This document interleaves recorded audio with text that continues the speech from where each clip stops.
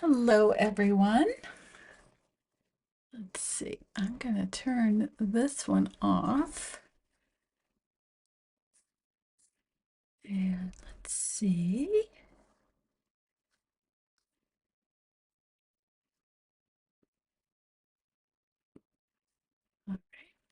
I'm just queuing up all the different windows. Hi, Steph. We're off to a relaxed start. Oh, shoot, I forgot my water. Oh, well, if I start hacking away, you know it's because my throat's getting dry. Hi, Elaine. Hi, Leslie. Hi, Marmac. Hi, Renee.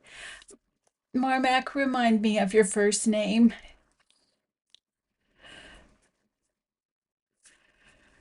So, how do we feel about last week? Did you guys get your crumpled paper all sorted?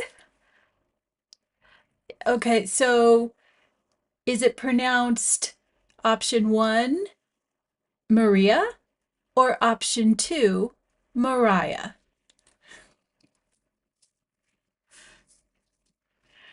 Leslie said she kind of got her crumpled paper sorted. Well, we're going to develop this even more. Option 1, Maria. Hello, Maria. Okay, good. Okay, awesome. So, yeah, so we're going to develop this a little bit more, but first, I want to place the bird in. So we're going to put the bird in, and then we're going to look at the whole thing. And then eventually, since it also has I haven't put my wing in yet, it also has these peripheral drawings, which I did take a little bit farther, but not too much farther. After we finish this unit, then you start looking at the whole thing. But let's say you're only doing this amount. This is kind of as far as you get it, just because you get an idea of some of the indentations and texture of the paper here, the curling, which needs to be developed a little bit more. And remember, we're flipping the light around. So I'm going to go ahead and hi Donovan, I'm going to go ahead and put our reference up. Unless you need, okay, so let me know what works for you. Do you want me to go ahead and put the reference photo right here? And that way you can see this? Or do you not care about seeing this? I mean, we are going to reference this as we start to put the bird in. So let me start with it on the opposite side and you can let me know what you think.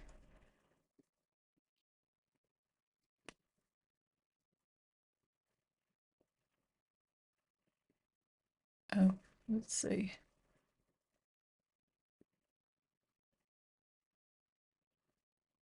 Is that too small? If I put it on the opposite side, it's going to be smaller. Okay, we're going to be like a optician. Option 1, it's up in the upper right-hand corner and small. Or option 2, it covers the paper in the left-hand corner and is larger. Option 1 or option 2? This is option 2.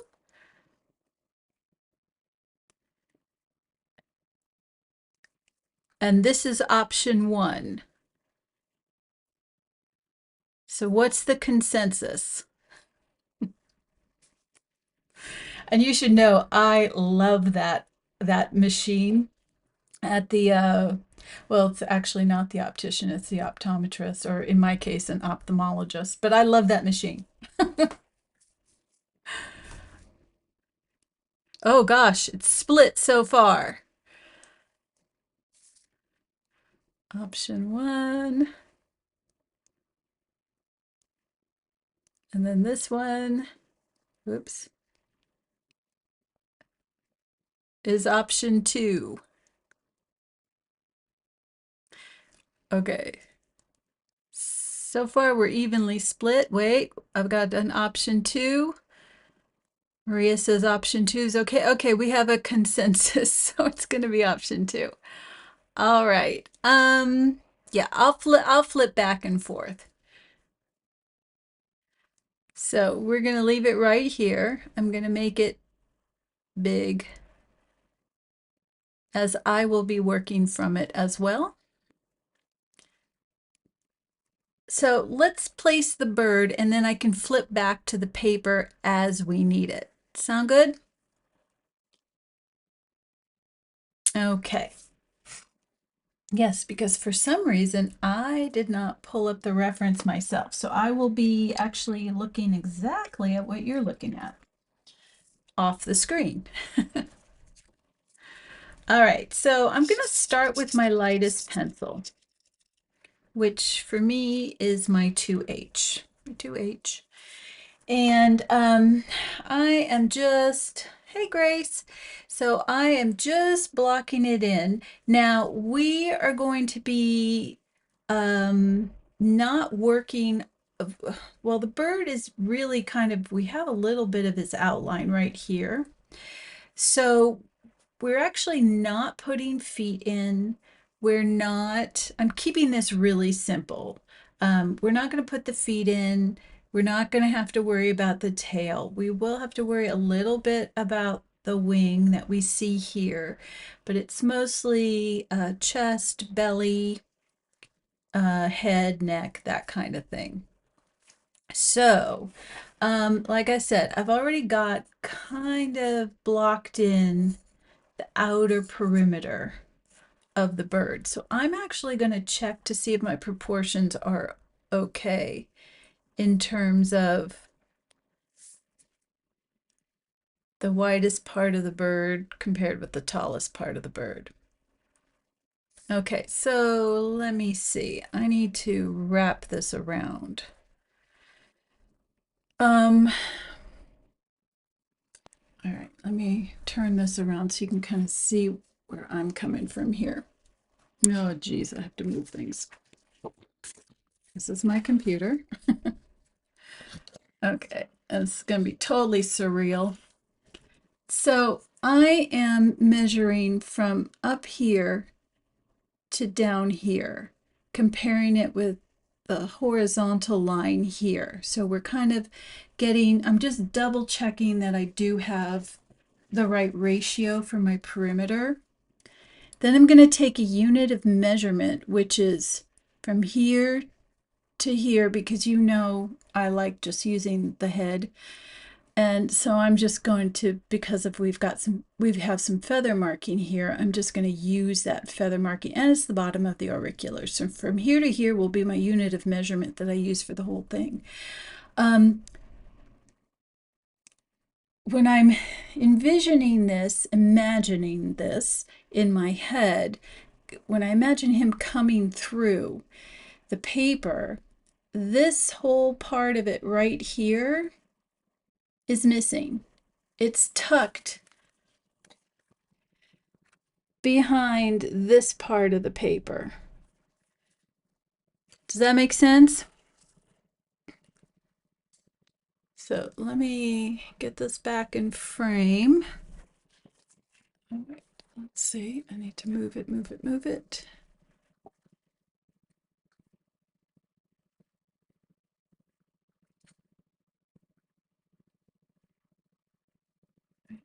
Those are out of frame.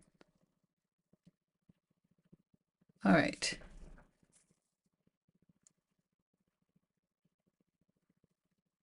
Oh, you didn't see any of that. Shoot. Yes, we were looking at my laptop. Okay, hold on. Let's do that again. Okay, now I have this pointer. Okay, so we're gonna go look at my laptop again because I'm actually using this as a reference as well. Okay, here we go.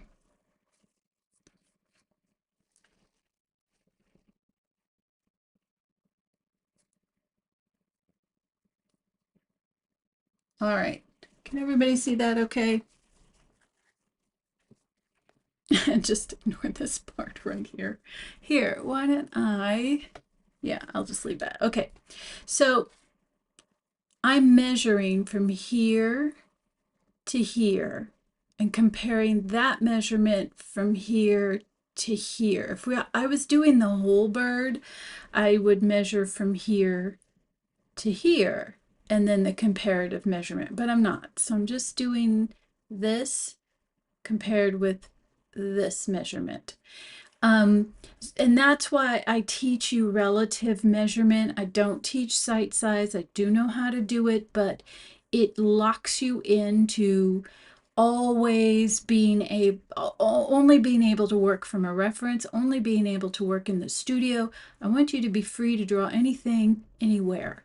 So by using relative measurements, you choose what portion you're going to use to get your relative measurements. But because we're only doing part of the bird, like I said, if I'm doing the whole bird, I'd go all the way down to its feet. But because we're only going to do the part of the bird, I'm just going to use these two vertical horizontal lines to do my overall getting the proportions correct generally. Then I'm going to use the top of the head to this marking as my unit of measurement. This is a stable unit of measurement that I will use to measure everything that we do within the overall structure of the bird, or what would be called the envelope. I'm going to throw out some actual terms now. Now, the other thing is, because we are taking this reference and we are putting it into our paper that's bursting out of the surface of our drawing, this whole part of the bird right in here is not even going to be seen. No legs, no tail, no little butt, just kind of the belly, chest, head, and some of this wing. This is what I'm imagining in my head. Okay, so back over here.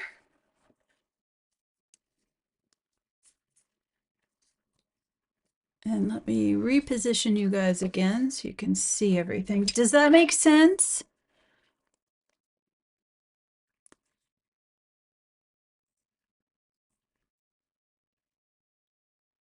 No, I was referring to the reference.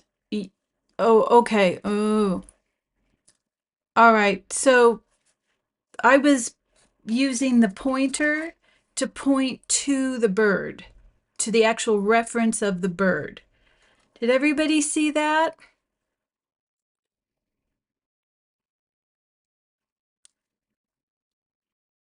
Oh, I see what you're doing. I see what you're saying. Okay.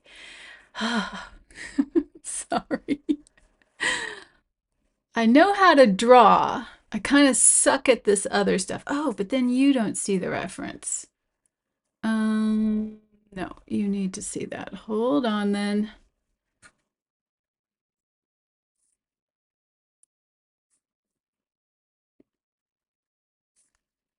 Okay. All right. That should have worked.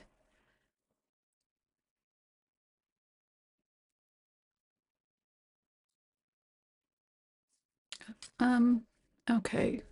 I'll try one more thing. Let me make sure you guys can see this. Not so much this as this.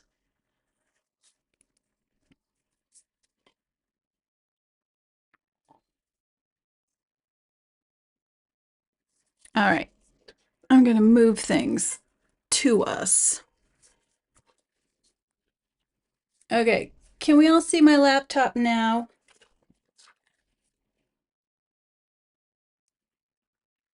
So I'm pointing to this.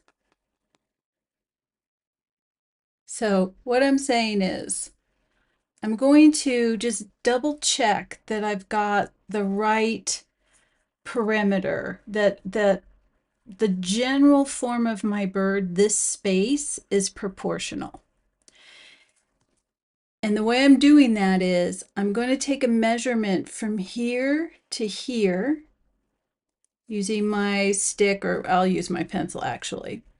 If I were doing the whole bird, I'd take the measurement from here to here, but because this is the only part of the bird that's really going to pop through here, I just want to make sure that this length is proportional to this width right there.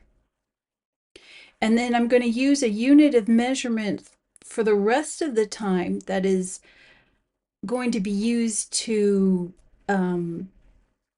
block out how, where this line is going to be, to basically establish our horizontal and vertical points, like I showed you, what was that, two or three Wonder-Filled Wednesdays ago. So, okay, so first I'm gonna see if my general shape is in proportion. Then I'm going to take a unit of measurement from up here.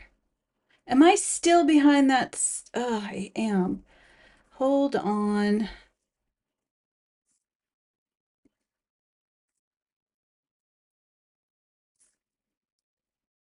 Let's see if this works.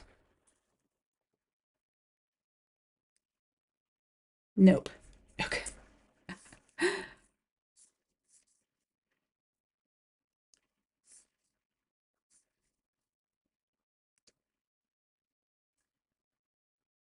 Hmm.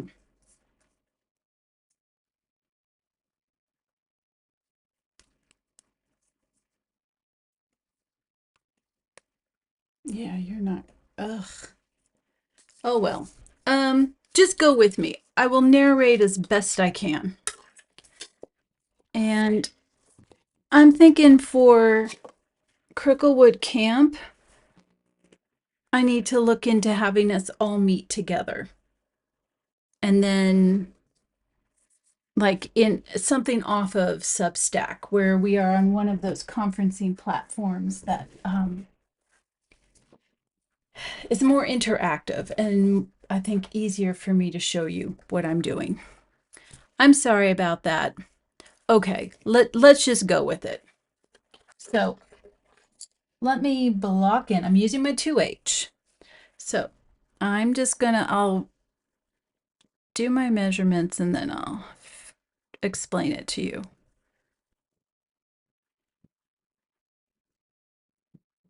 Okay. So I took a vertical measurement of the bird from here. And then I'm looking at the widest point and I'm already seeing that that's too much bird.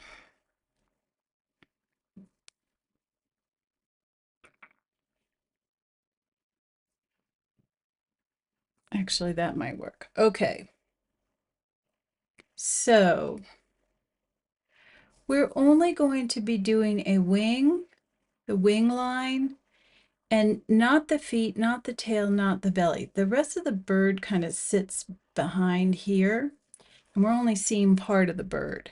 So proportionally, this is pretty good. And I'm measuring top of the head, just getting those general angles. That was about right. Here.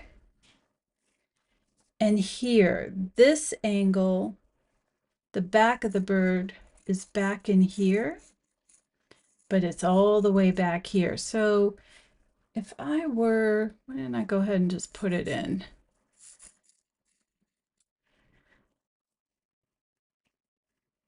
I'm going to kind of sketch in where he would kind of be.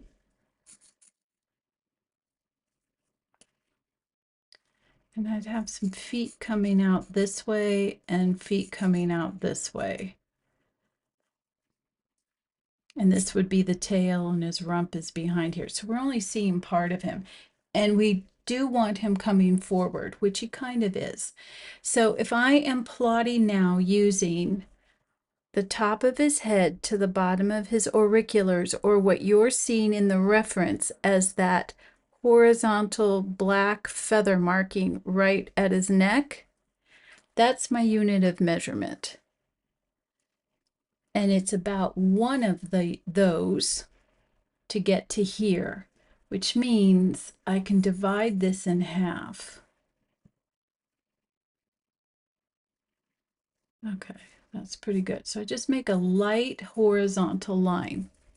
Using that same measurement, top of the head to the bottom of the auriculars, or that black horizontal feather marking at the base of his neck, you can flip to that to the side, and about 3/4 of that is his face. And I'm going from the back of his head. So 3/4 would be about right here.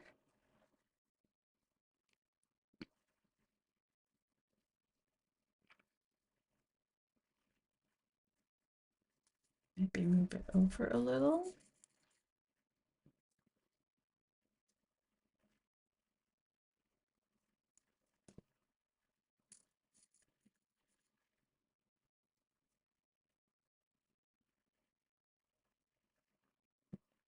Yeah, that's good.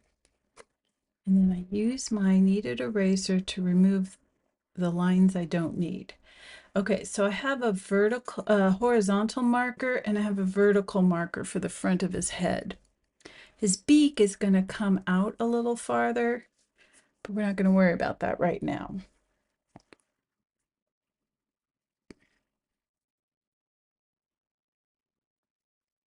Okay, so I'm just double checking my measurements here.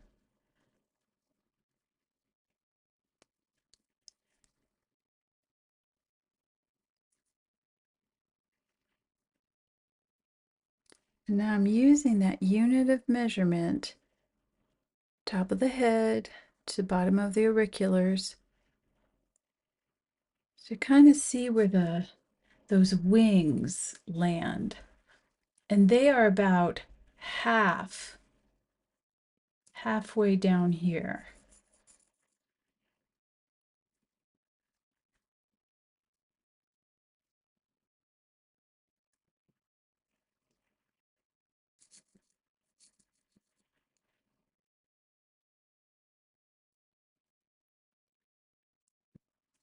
Okay. So it's this line. So the wings are going to be ending somewhere on this line. And this is that base of his neck. This is the front of his face. Does that make sense so far? Okay. Now,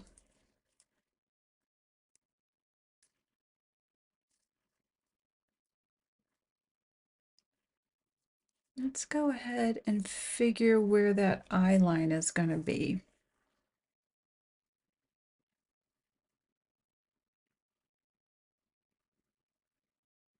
Yeah.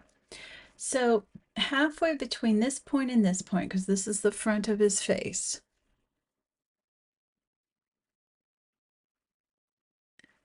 is the back of his eye. So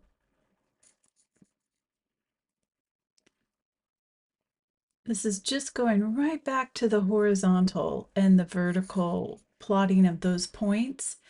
So this is where the back of his eye is going to be, along this vertical somewhere up in here. This is the front of his face. This is the bottom of his head.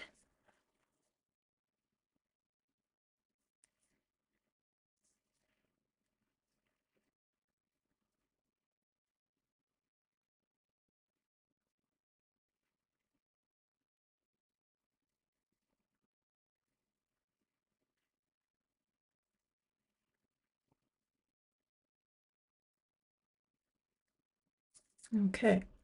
And then whatever is halfway,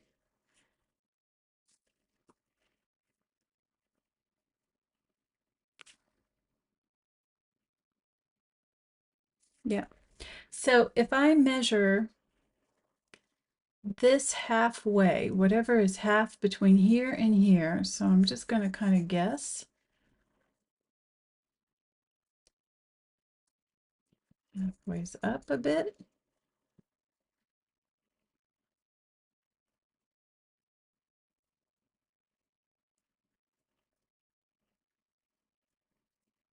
Yep, that's pretty good. That measurement right there is going to do some double duty for us. It not only gives us where the bottom of the eye is, but this measurement also gives us where the front of the eye is. So it's somewhere right there.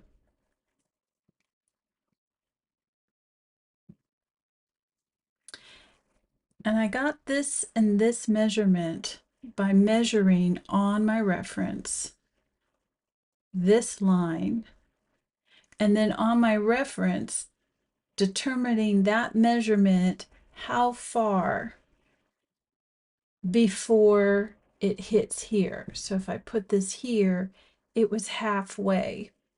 And that's how I knew to place the eye half and half.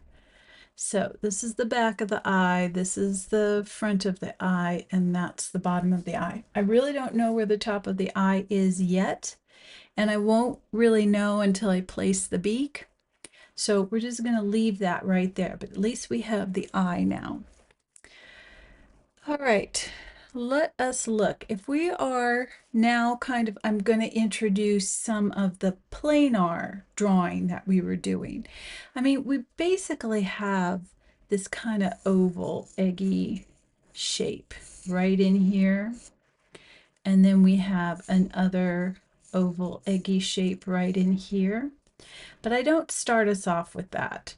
That is a quick way to do it, and we might explore that in the future. And I have in some past Wonderful Wednesdays where we start with the egg shapes. But sometimes it's just easier to plot out. Oops, I do need that line. That's the wing line. Sometimes it's just easier to use a stable unit of measurement and then plot everything else out. You have your lines, and then you can begin adjusting when you compare with your reference. So let's continue. So we've got basically a bottom of an eye, the back of the eye, the front of the eye, the front of the face. We don't know where the beak is yet. And I know for myself right now, I think I'm, especially since we've got him coming out at us and our reference has him kind of twisted, I think it would be helpful to start kind of thinking in planar shapes. So if you think of everything, here, I'm going to do it on this side. Let's tilt this up a bit for you guys. Make that a little bit perspective wise better. If you think of, let's just put, I'm going to use a slightly darker pencil so you can see it. Okay. Sorry, but my circles are crap when they're freehand. But, okay, so we have a circle here. Here, I don't draw freehand circles. I draw circles like this. So I'll do it really quick.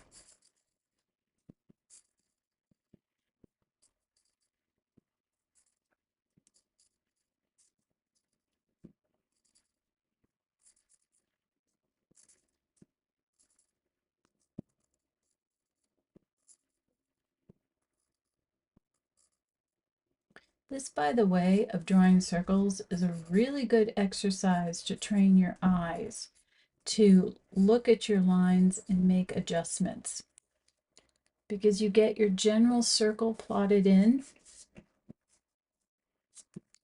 and then you look at it and go, well, there are parts of that just that don't work. So you move the lines as you need them. But it goes back to what I always say. If you don't put down your best guess, then you have nothing to compare it to, nothing to move it, nothing to.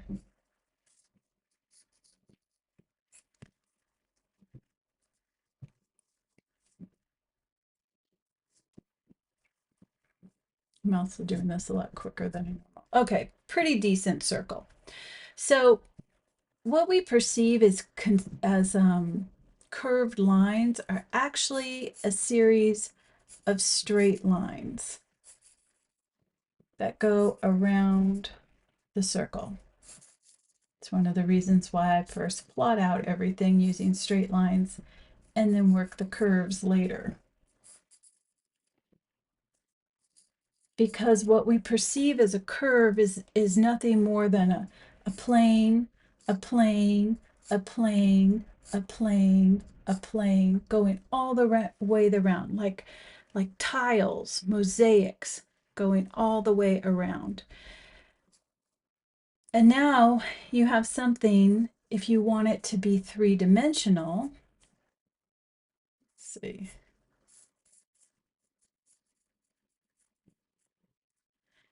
What you have is there's a plane right here. There's one right here. There's one right here.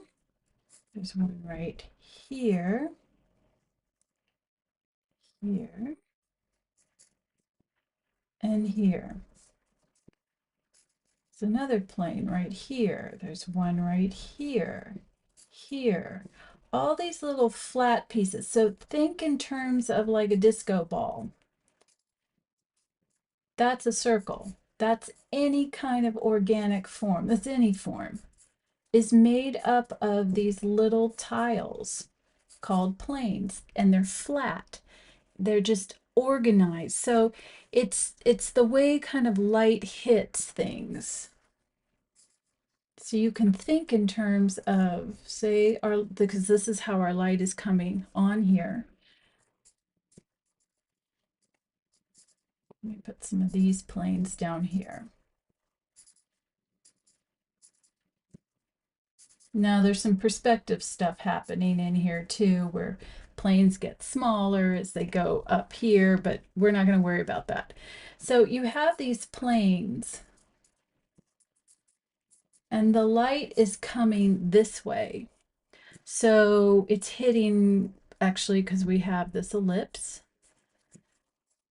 the light is hitting directly this plane right here, which means this is not getting as much light. This is not getting as much light.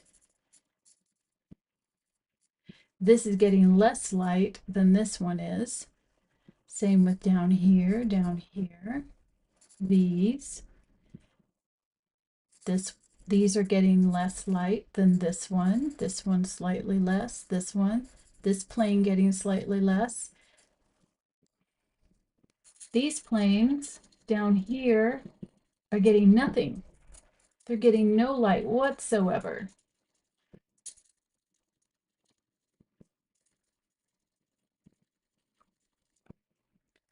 And then it gets real dark here. But this is where all these planes now start to curve away from us, because if we were to turn this ball over, it's all these planes right here, then flipping over. See how the light isn't hitting here. It's not going to hit anything here, and it's not going to hit anything here, because the ball turns away from the light and light doesn't curve. Okay, why am I showing you all this? Why is this important? Because when you're drawing and you're converting what you see in real life to a value scale, if you think in terms of planes, when you're building the form, it helps you make sense of the light, the way the light is hitting, especially given that we're going to change the light on this. We have created a situation here.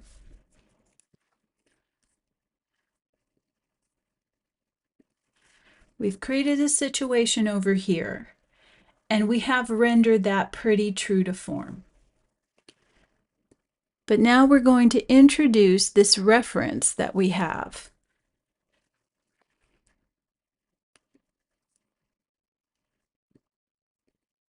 There we go. So we've introduced this reference form over here where the light is completely different. On ours, it's coming this way.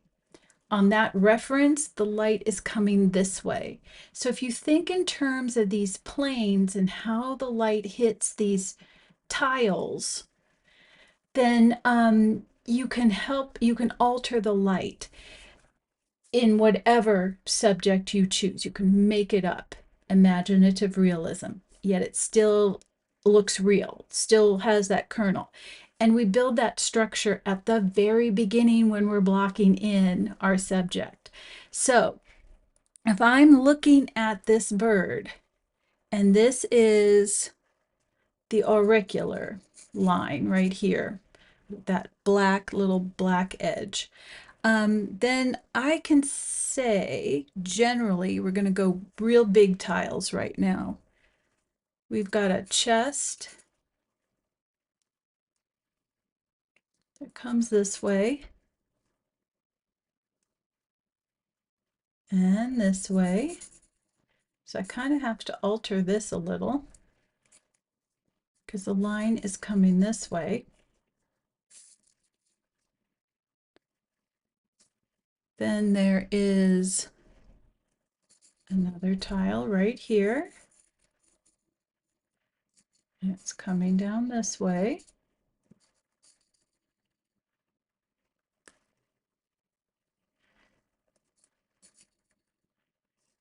There's another one here, but we're not seeing it because that's now the belly. There's this side area.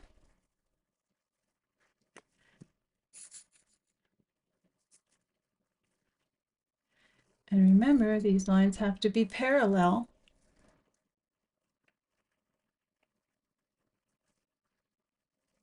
And see, we don't see this part of the bird. It goes out here. So I'm just doing the body for now. So we're going to have the light hitting here like this. So this is actually going to be the lightest side of our bird. And using my 2H pencil, I'm just going to shade this whole part in. I'm not going to remove this yet. I've just put some lines though where I think that is going to have to happen. And I could put some shading here because you can say, let's see. So we've got a wing right here that comes about halfway down that tile. So I could add some shading here, but that's getting into the details. We're just blocking out the form. Does that make sense so far? Okay, I'm going to continue on. So I can do the same thing with the head. So he's looking this way. So I've got like a tile right here. I've got a tile right here. There's one that's right here.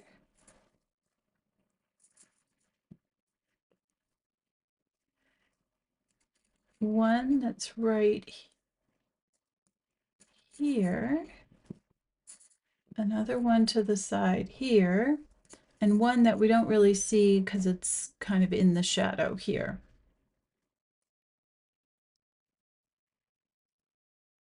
Okay, and actually,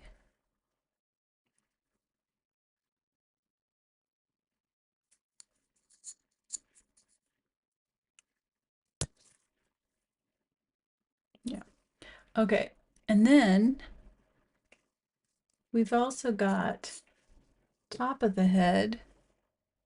Let's see, kind of like right here. So that's a tile. Kind of juts out like this, but we'll refine its shape later. This whole area where the eye is in, well, you've got the front of the face tile with the beak coming. and you've got the side piece. So again, this whole side is not going to get light in this plane, this break in the form.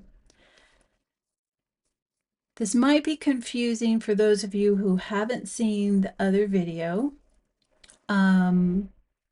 So weigh in on questions right now. Did this make sense? And do you see how I'm kind of using this to kind of map out, block in a really, really general form?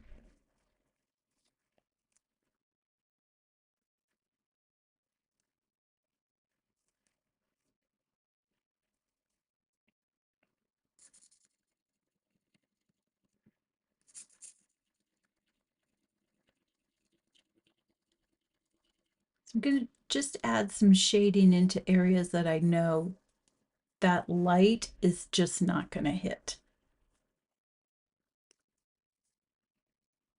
All right. And actually, I'm looking back here and I need to move this.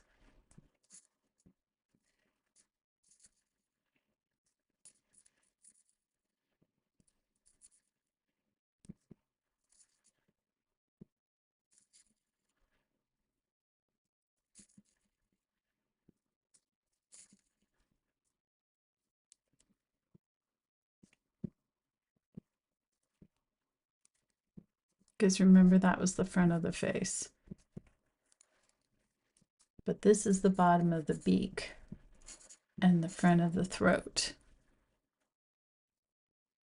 And then we've got this coming up. Did I confuse everybody?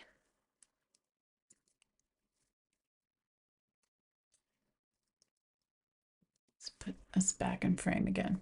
Okay. I'm keeping an eye on the chat, so let me know.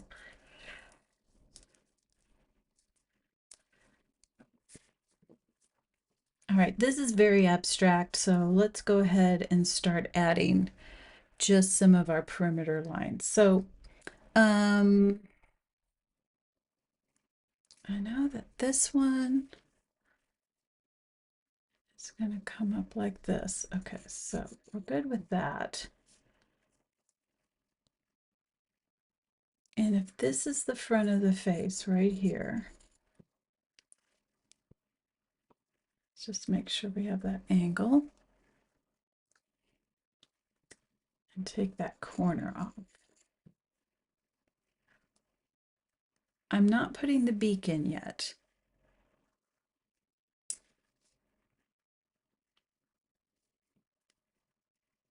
There is kind of a slight inward slant to this.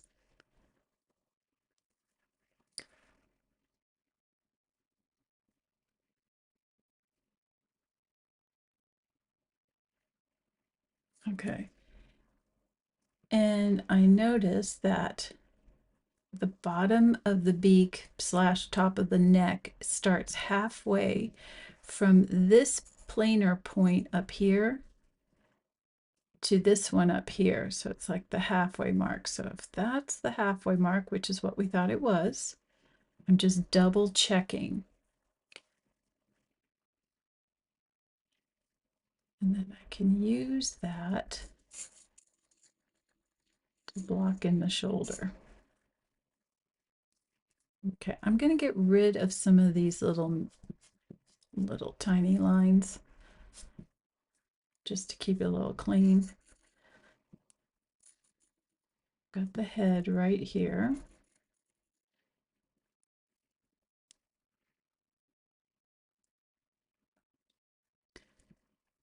And now we've got a bit of a brow. It's still going to run this way, but there's going to be a little bit of a curve right there if we've got the front of the face.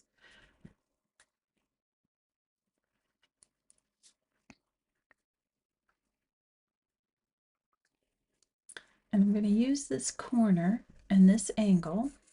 So this is that corner of the head. And I'm going to use where the back and the neck meet, that point and that angle to give me the edge of the beak.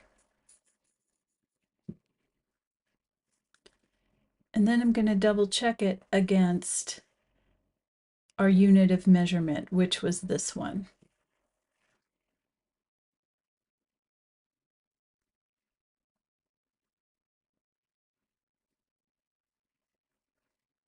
So it's like a little less than a third, a little bit more than a fourth. So that's about right.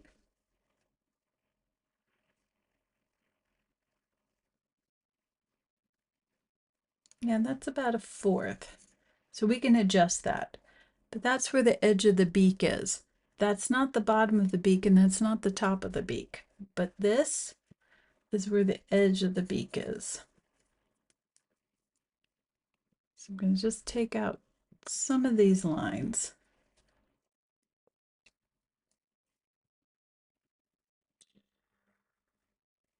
Now that I know the edge of the beak and the front of the face, I can use that beak point to give me a rough idea of where the beak is hitting the face. Right there. Okay.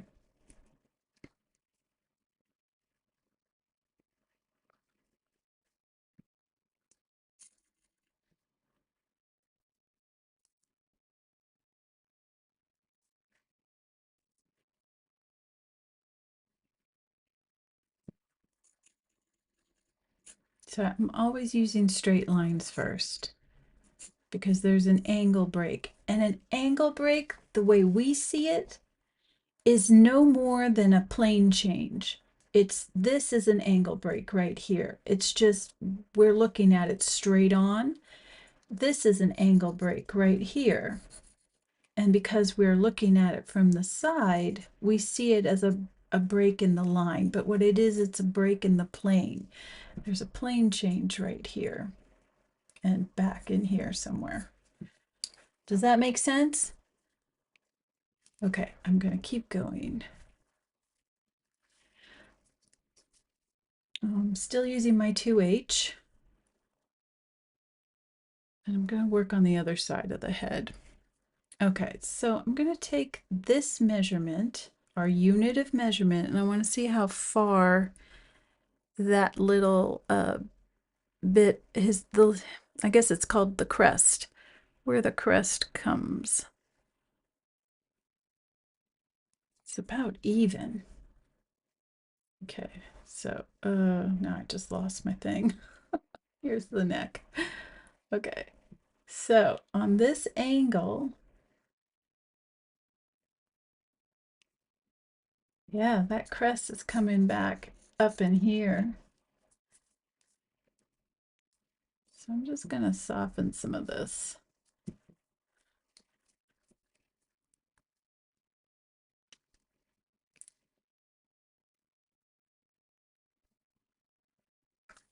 Actually, it's a little less. Okay, so taking my unit of measurement from the corner of the head, and the crest is going to end kind of right there. Okay.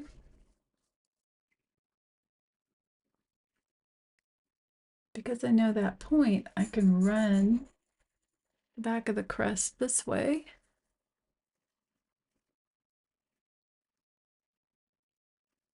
Get where it hits the back of the head, which is right here.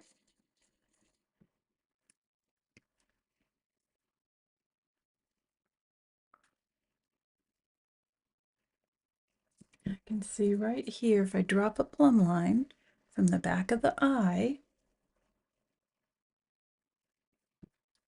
to that line that is right under the auriculars, there's a plane change here too. There's an angle break right there.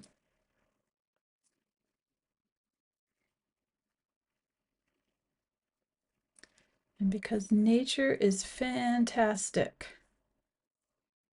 the front of the eye lets me know where the angle break is for the front of the bird, which is right there.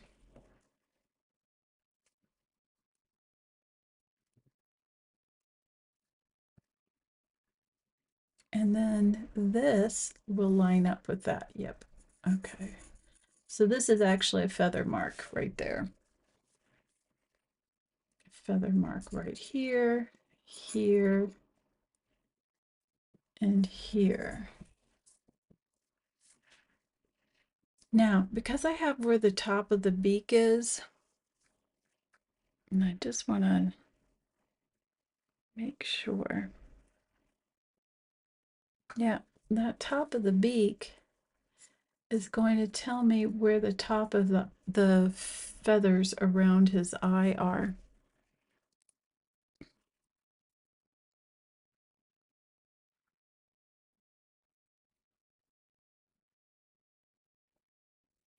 And I can use this angle to tell me where they are on the side.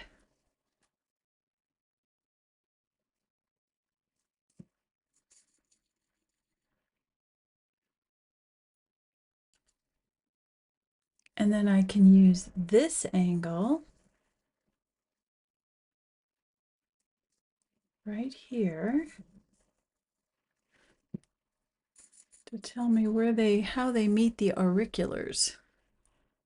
Right there.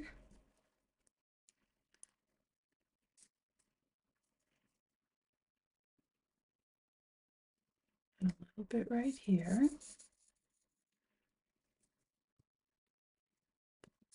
Right there. So I have the auricular feathers now. These are kind of the ones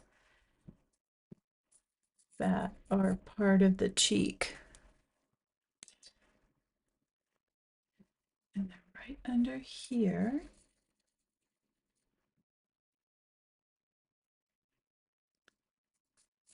Is a break.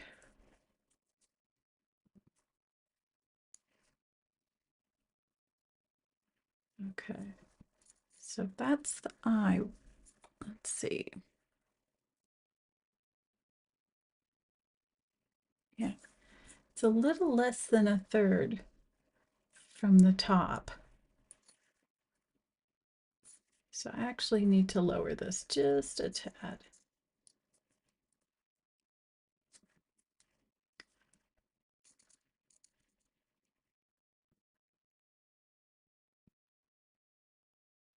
Actually, putting it back. Yeah, no, I had it in the right spot. Okay, so that, I'm just gonna kind of put in where I think this is going to be. And I'm just looking at a general shape.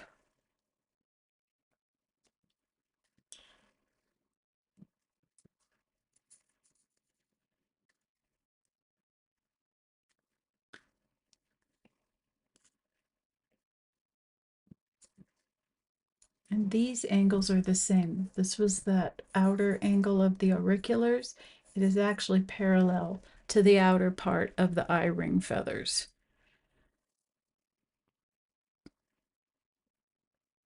Okay. Now,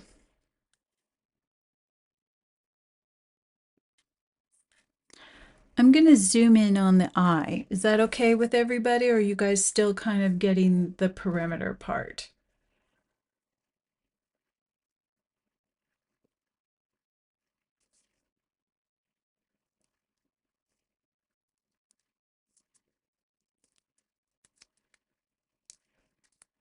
Okay. Oops, that's not what I wanted. There you go.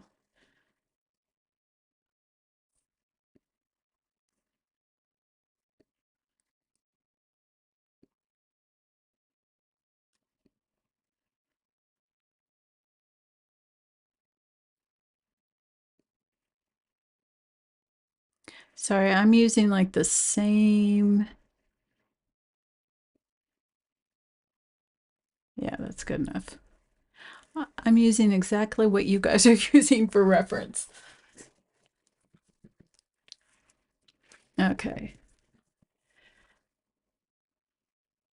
So I'm just gonna take my HB right now because there's really not a lot here going on. There's a lot of shading. This right here is the part that's coming out towards us. And then of course he's turning away. So we are looking at him at a slightly 3/4 angle. So I'm going to put that in. And so if you're looking at this as the ball of his head, it kind of sinks in here like this.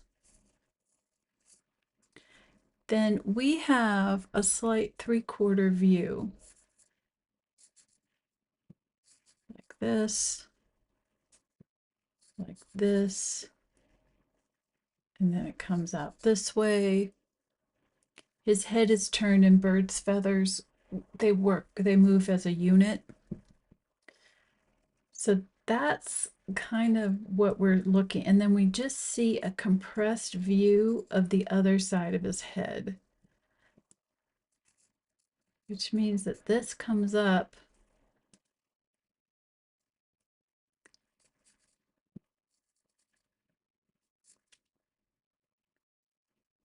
and this comes over.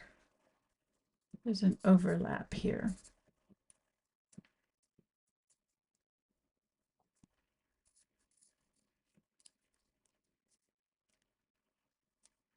I take away anything I don't need anymore, and that is roughly right here. And so right up here, we kind of see a little bit of the top.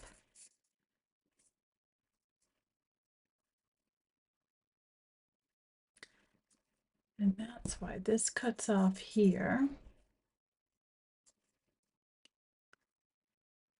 We see this coming up this way.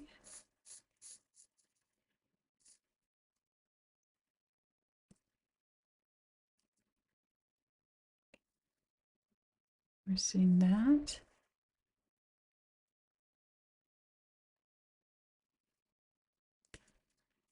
And then we're seeing this, because that comes out farther.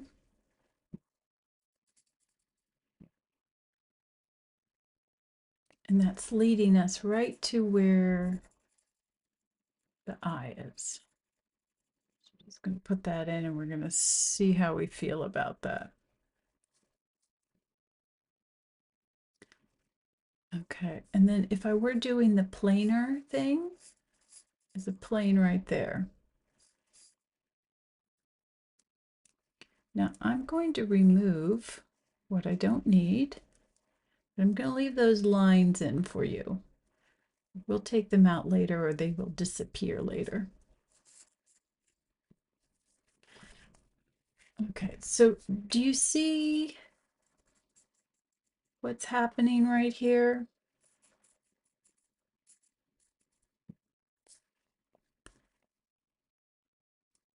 In terms of this whole thing is the top of his head, but there's a center line because we're seeing a little bit on one side. And so that little bit, that's why this looks so tiny and this looks so long, because as this turns, we're seeing less and less. That's why these tiles get smaller as they get towards the end. Okay. So we're just kind of generally saying this is the eye. All right. I'm just marking kind of like the feather areas. And here is that auricular.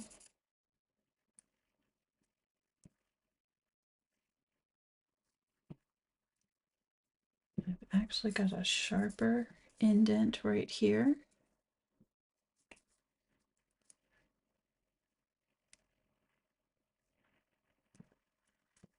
And kind of this like this. And this is coming more out like this.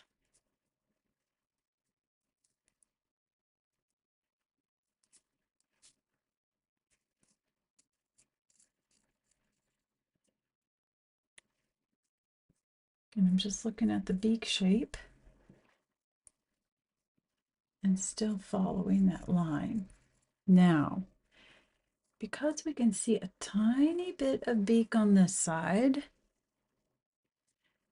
and it wraps around the head like this, because remember, it's a sphere, so all these lines will curve.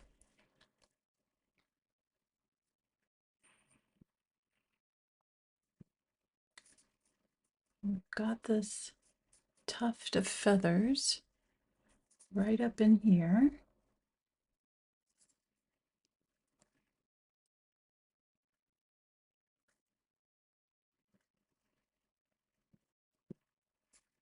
We've got a bit of the top of the beak wrapping around the head right there.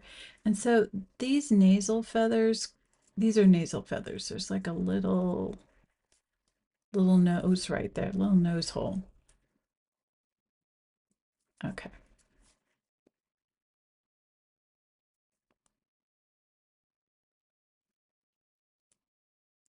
So I'm actually going to straighten this out.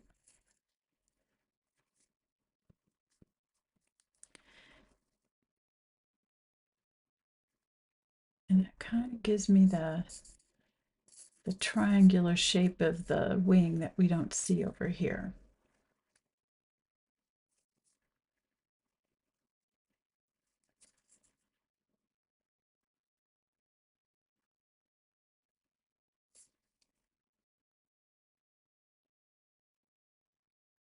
Okay. I'm going to go ahead and remove some of this stuff right now.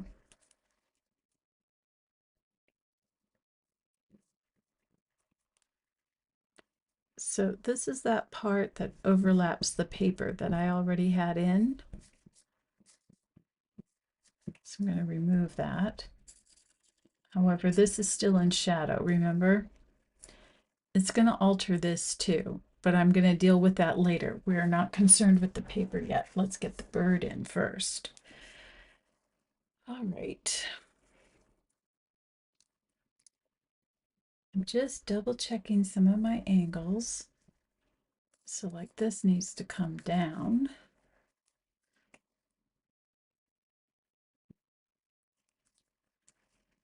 Remember, that's the end.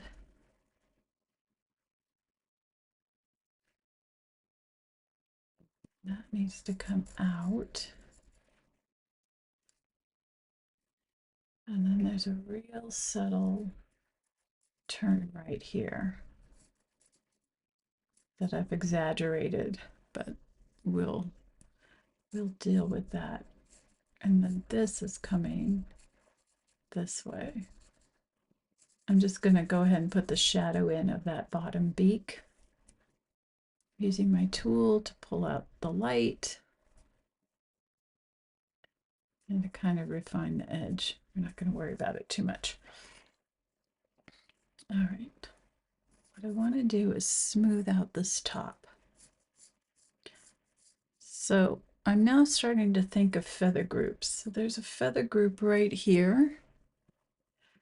And then you've got this feather group, which is up here, his little crest.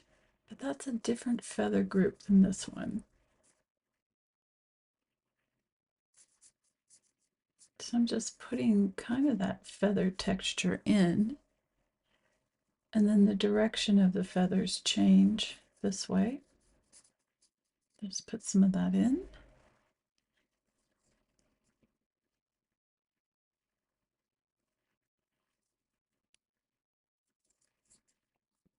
Might as well put some of that marking in right here.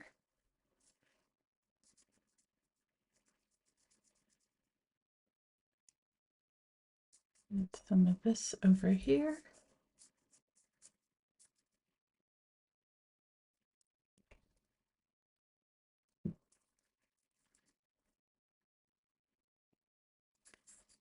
And if that's the front of his eye, let's just go ahead and kind of carve in a shape here.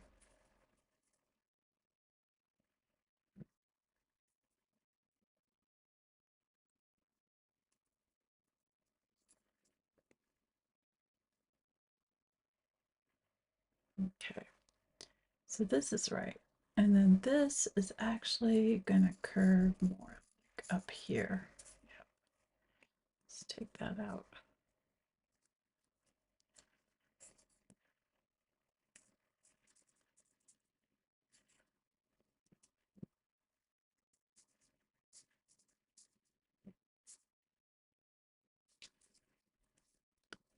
This is much more subtle.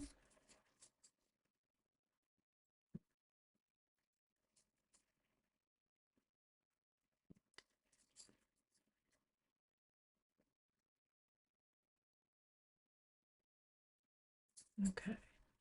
So what you always want to do with eyes is make sure that you've got the angle correct between what we perceive as the inner corner and the outer corner. If that's off, the bird is going to look off. Okay, so mine is right here. That was the front of and that was the back. Remember we had those guidelines? And now I'm looking at how the pupil is set in, or the eye, not the pupil. The eye, the actual whole eye. Now, do I have that curve right? No, probably not, but we can always adjust. This one kind of comes down here. It kind of flattens out right there.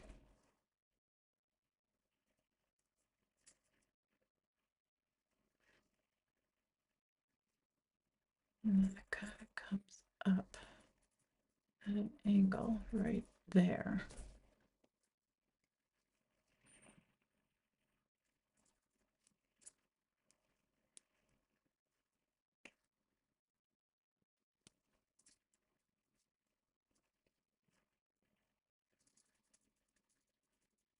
And I just put in just enough to give me an idea. Is that looking like it's sitting right?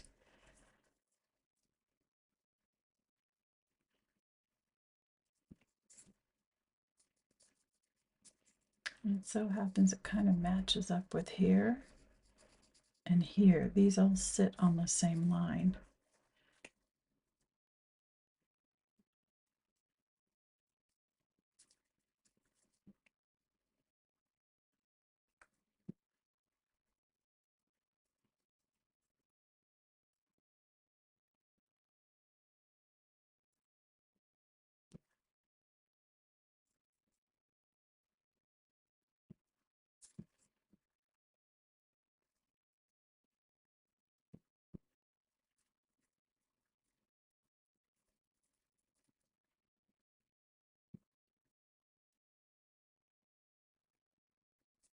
Okay.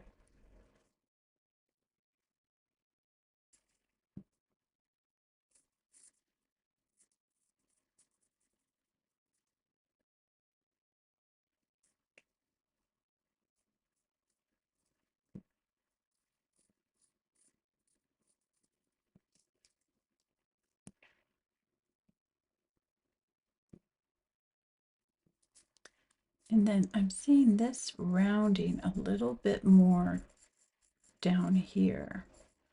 So I'm just going to add a bit of shading to see what happens if I lengthen that out.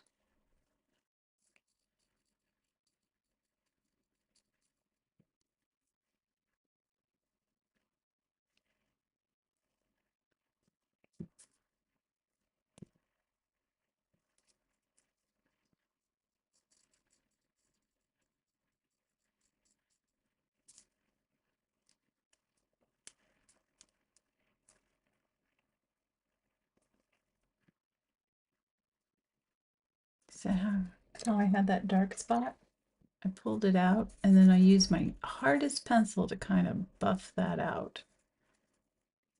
And if it doesn't buff out right away, that's fine too, because I'll go over this again.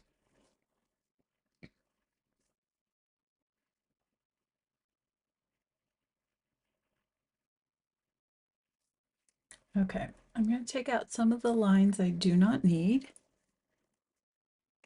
That's a line I do not need. in here. I don't really need this one anymore. I'm going to go from the inside and kind of round this out even a little bit more.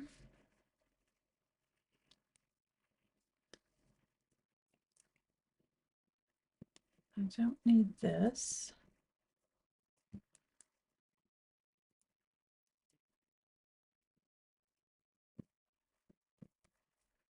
I'm going to kind of keep that one unit for now.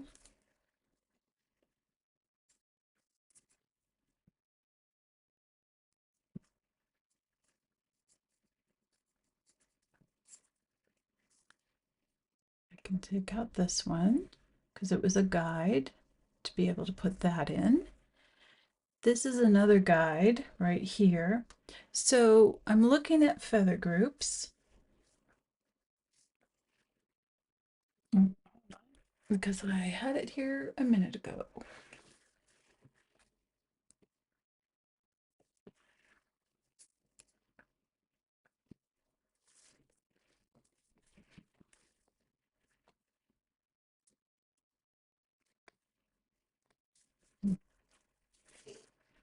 Well, anyways, trust me on this one.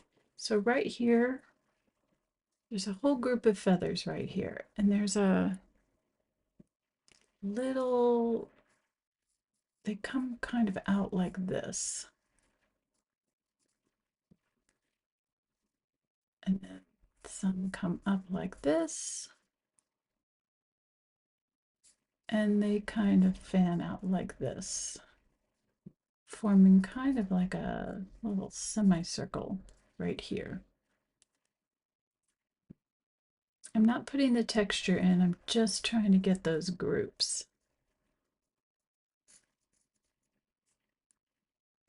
And then there's a group that comes right off of that here. And those are our throat feathers. And that group comes right there.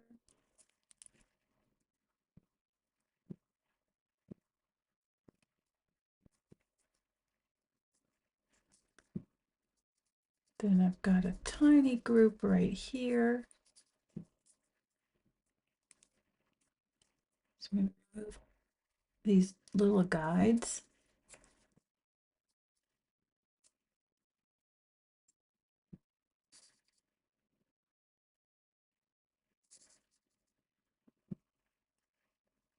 And then there's a whole group right here. And they come up like this because they hook up to the group that's right there, which is a shift in color.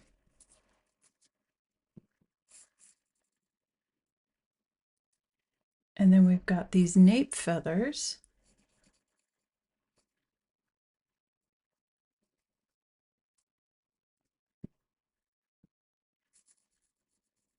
Right there.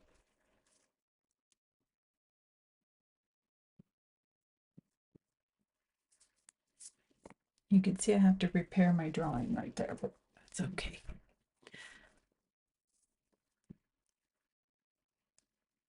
Okay, and then off of these nape feathers,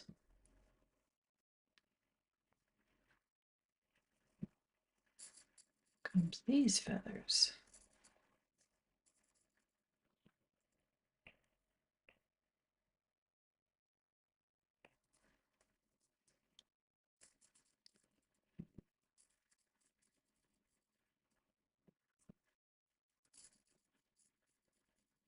We've got a little bit of the paper right here.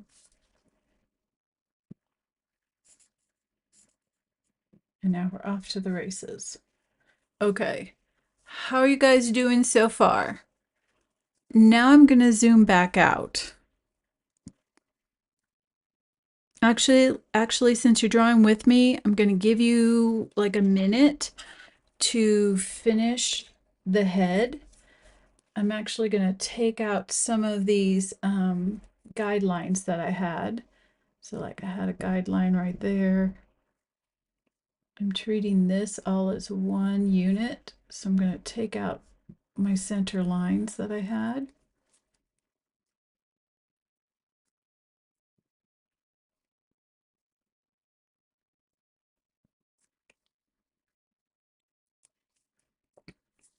So I'm going to let you get kind of closer to that. I'll be right back.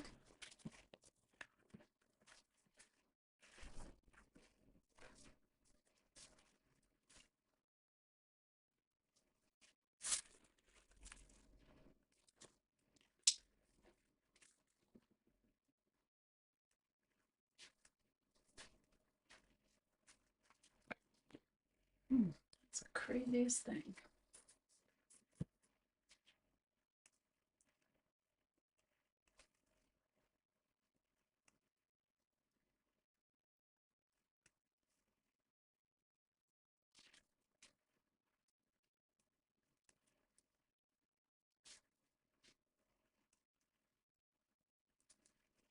I can't find it. I had a visual aid, but with all the different feathers, and I usually keep it because I use it while I paint to keep me in line, but I cannot find it. Oh well, it's got to be here somewhere.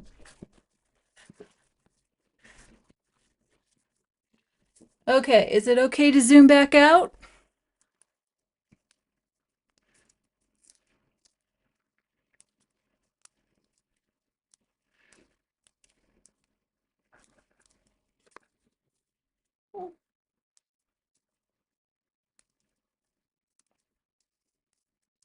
Okay, zooming back out.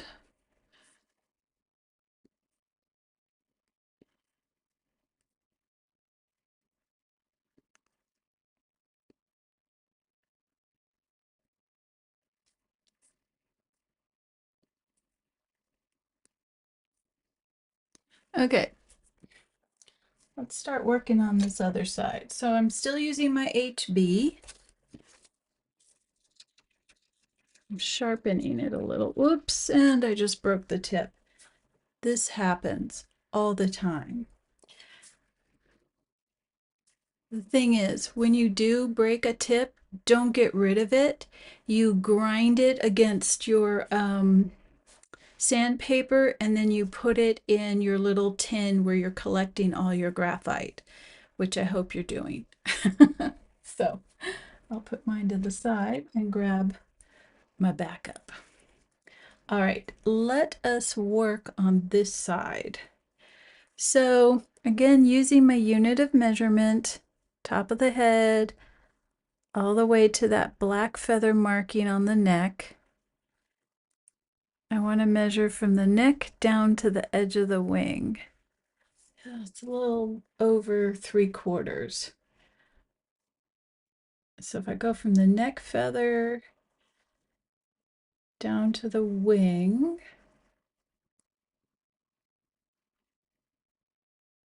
it's like right here. I'm going to do that measurement one more time.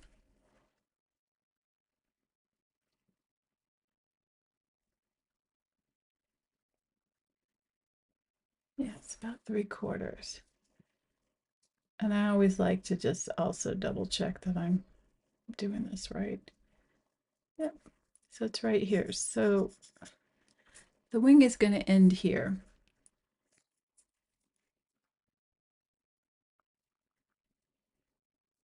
So I'm locking my arm so that I can get the right angle.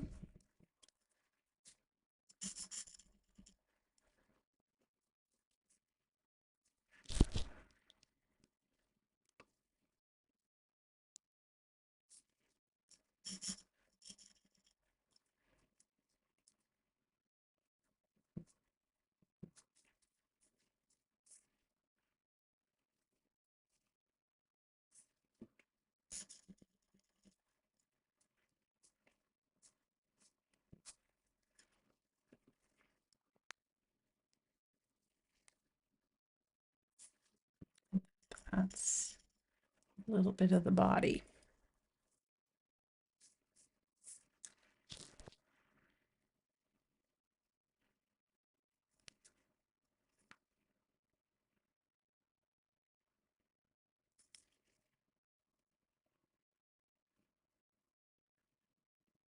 Okay, that's good.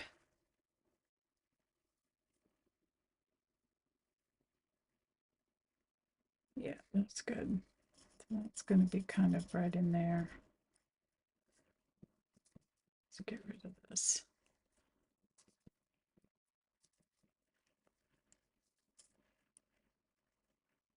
All right.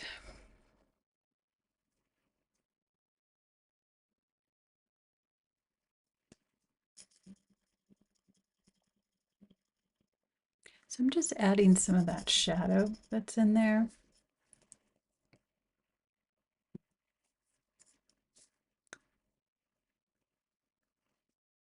And then there's kind of, remember, here are those planes that we had.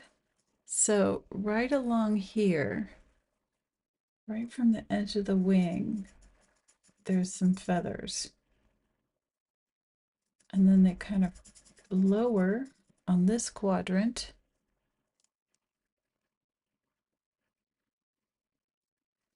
And they kind of line up right here.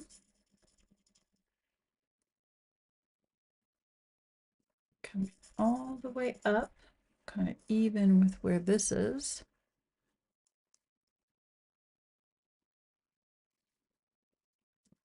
Before coming back around this way.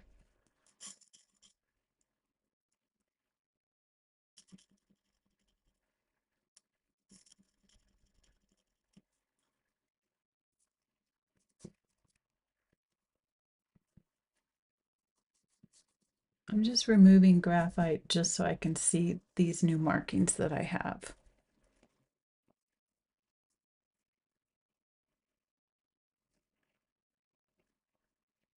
Yeah, because I've got this kind of curving in.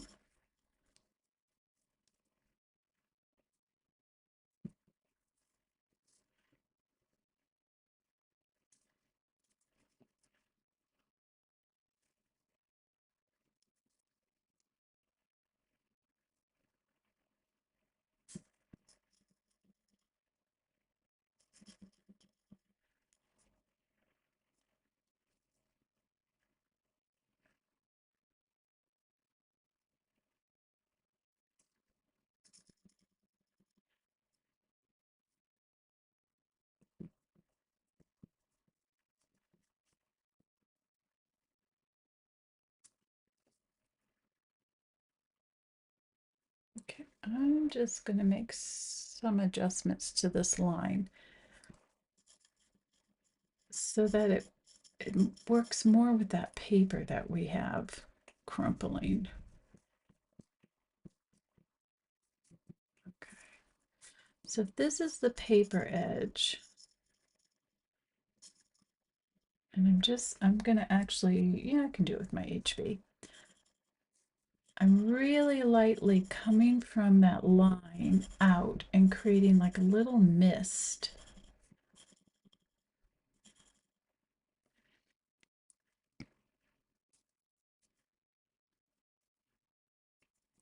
And see his body. There's going to be some feathers in here. And this is going to be in shadow.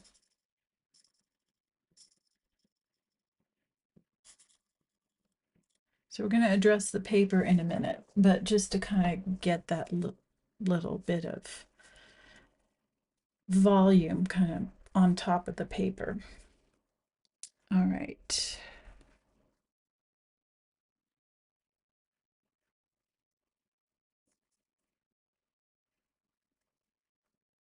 Just so that I can have this coming out the, yeah, that's a little too curved. So this was looking a little too curved to me, and it was. Because I'm still measuring the whole length of the bird. Because even though we're not going to see the tail and all of that, we still have to kind of see some of it.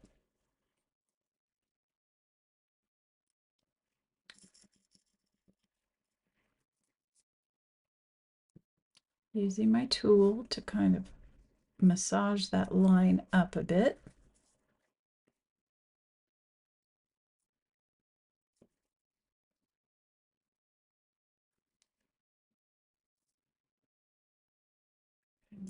Okay, this is coming down. This is coming this way. And this is all going to be in shadow too. I'm just going to go ahead and put the shadow in there.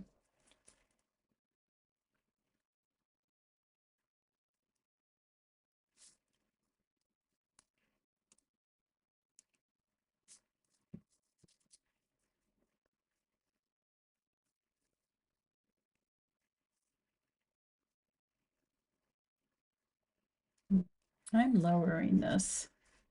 I want it to correspond with that more than I want it to correspond with anything up in here. Okay. So it comes up, comes this way towards this plane. Okay. Okay. So I like the shape of that. And I like the shape of that. And I have to remember now the light is coming this way. So it's hitting here, throwing all this into shadow, but also causing a cast shadow over here. So before I go any farther, I'm going to refill this in. And I'm going to start with my 2H. So this is going to be a little lesson in shading. So I'm going to move in.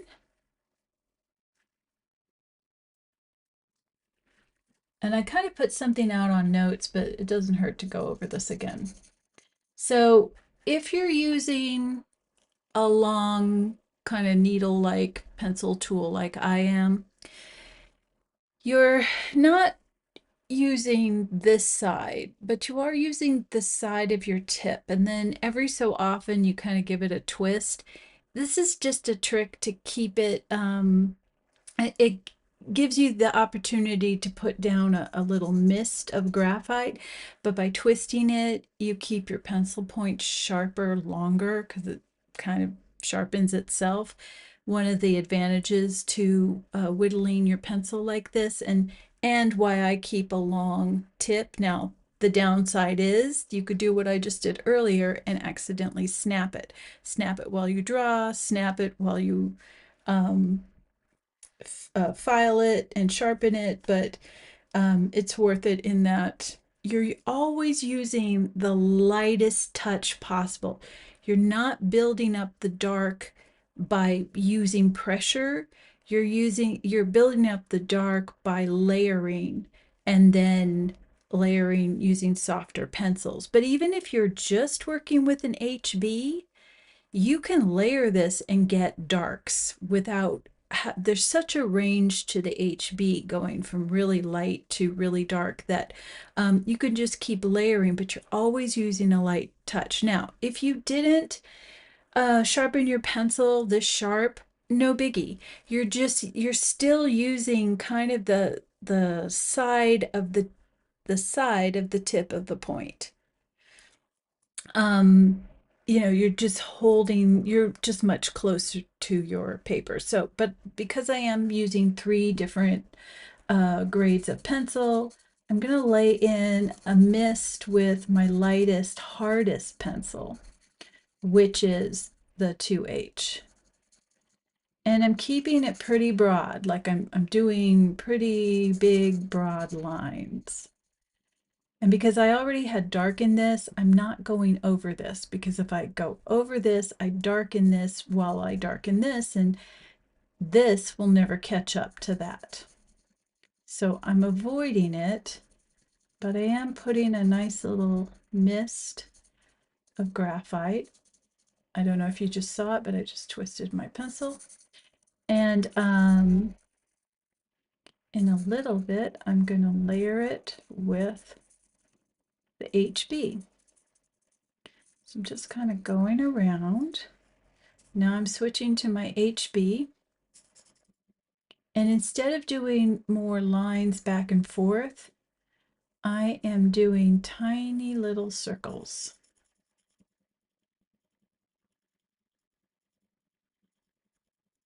Again, I'm avoiding this because I need to get this darkened as much as that. I'm still using the lightest of touch. I mean, really, really light touch.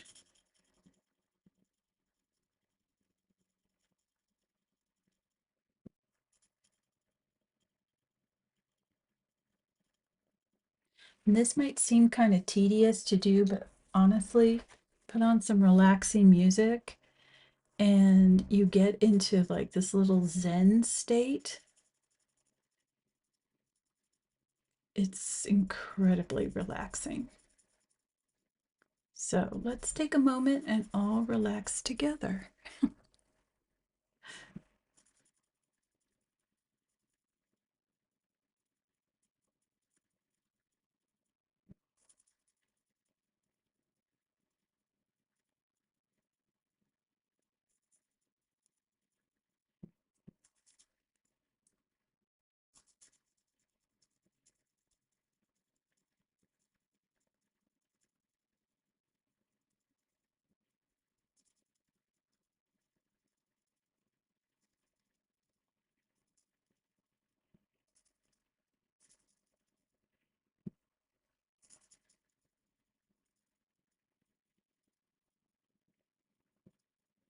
Now, once in a while, I will switch back to my 2H pencil and kind of go over it to blend what I just put down.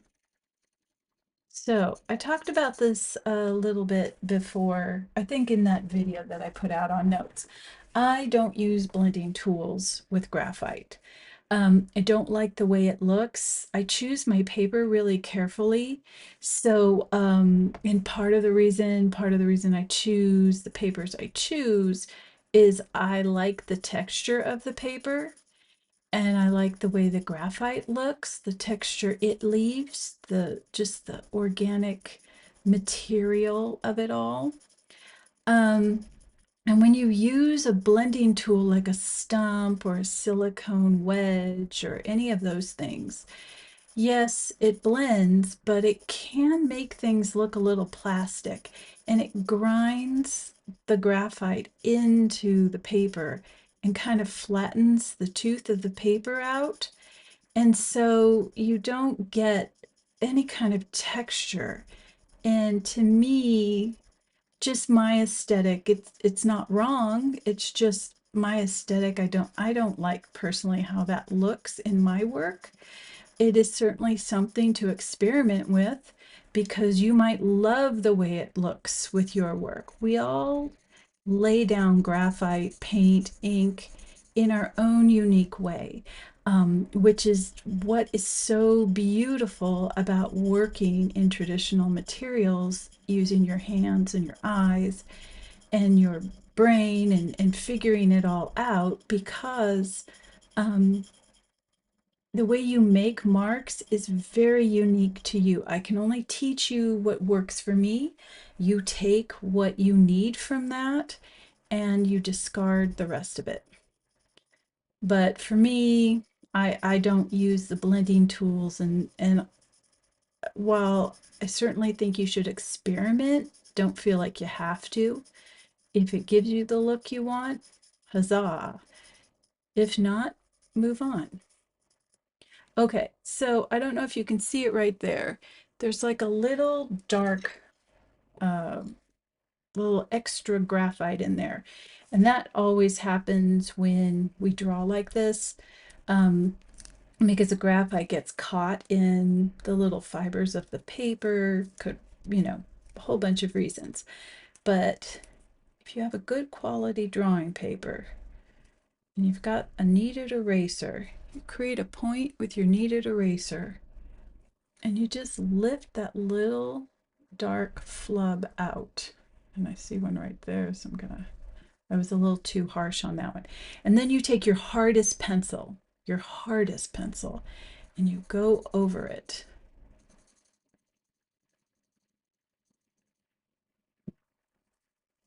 And you blend it away.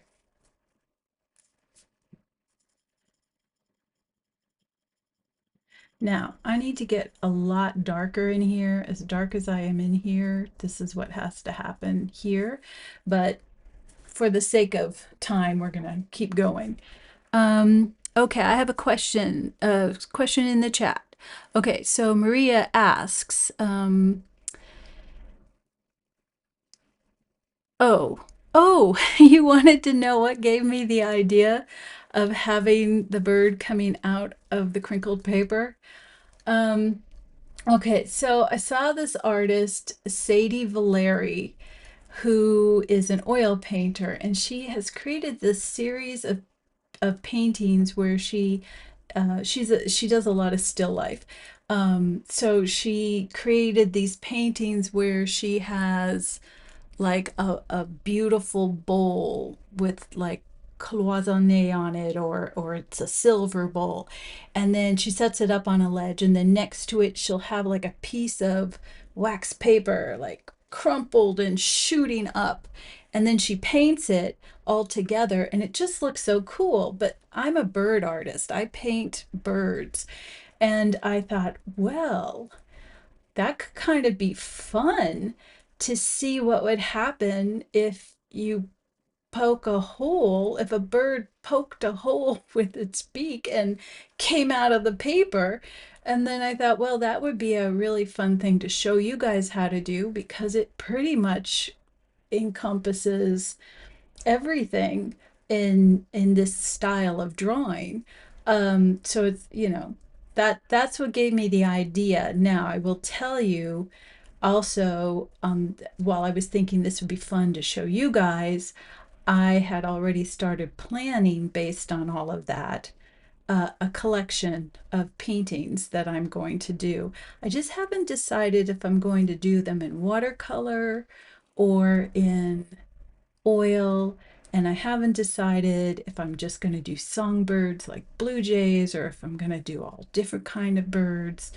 And I don't have any wax paper in my studio. I had the tissue paper, which is it's actually, I think this is actually glassine, but anyways, yeah, so that's where I came up with the idea. So this is what happens. You see something else that you like, and then you think, well, how does this, what happens if I incorporate this with my work?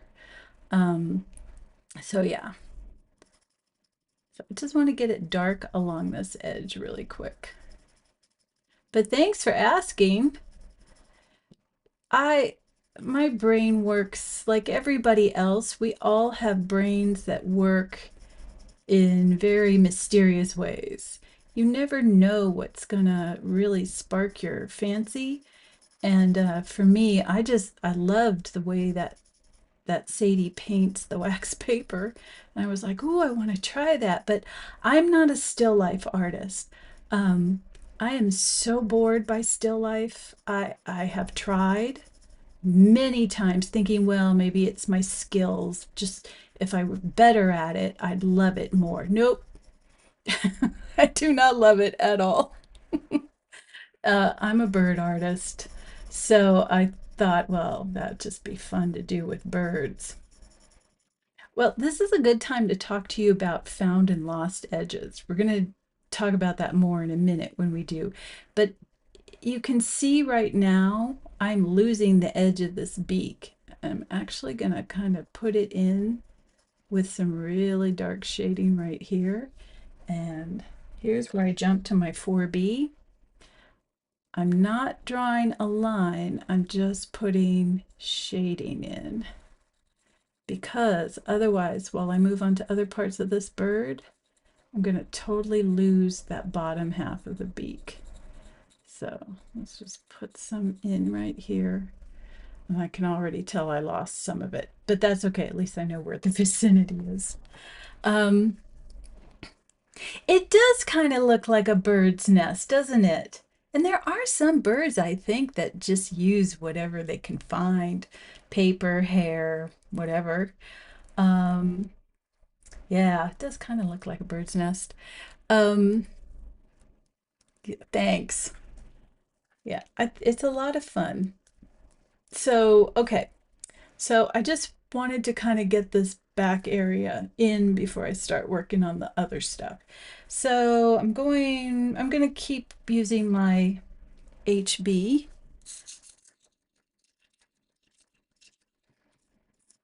Sharpened it up a bit.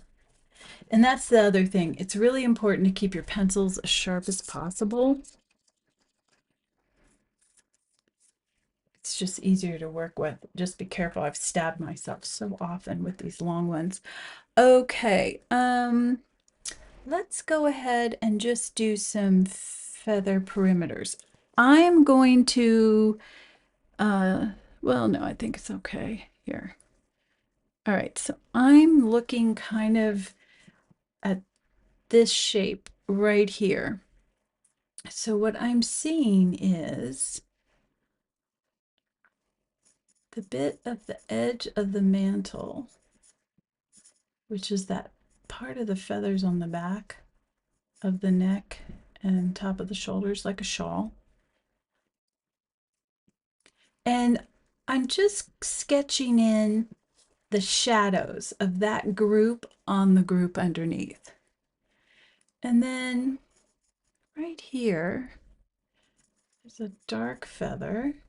We're getting a lost edge right there. And then there's a feather group that kind of comes down here and here. And because we're not working in color, we are kind of relying on our scale over here. But right now I'm just kind of blocking in the feathers. Okay.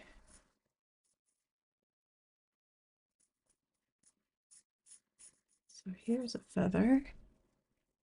And then right under is this one. And then we've got some beginnings of secondaries and primaries coming down this way. We're just going to hint at them because they're going to end up in shadow. And here too.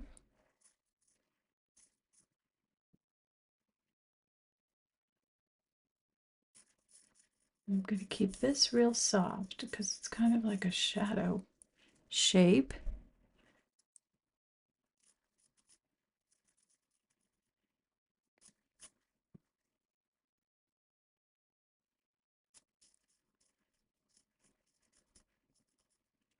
And then there's a shadow under here. So I'm just going to really put it in slightly. Okay. And then,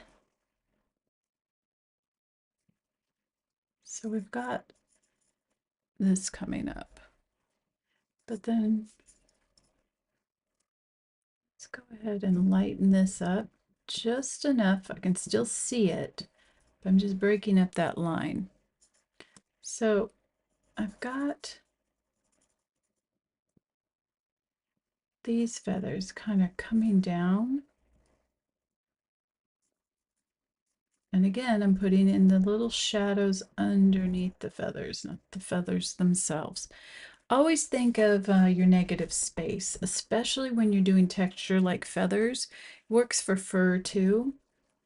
Otherwise, you could end up just making yourself crazy trying to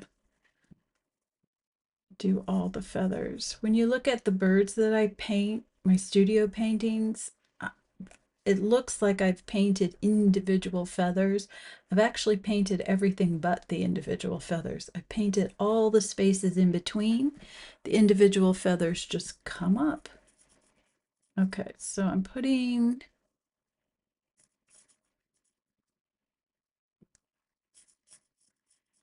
using the sharp edge of the sharp little point, I'm able to put in some of those shadows right here. And then we have shadow shape and feather shape. These are those kind of warm gray feathers.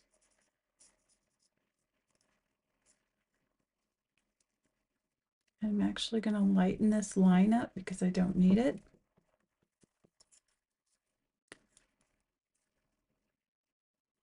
Okay, and the way this curves is going to help us establish that his body is round here.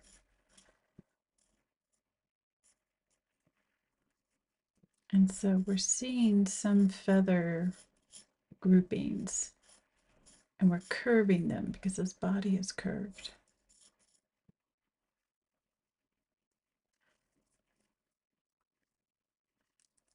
Okay, this kind of comes out this way.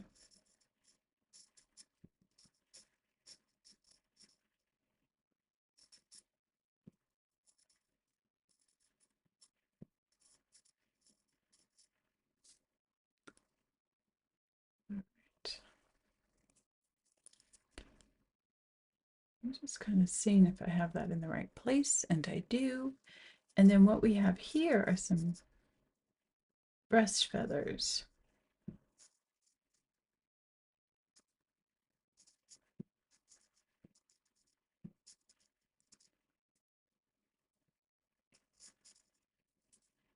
I'm actually going to break up this line, not get rid of it, but this is where I use my kneaded eraser as a drawing tool.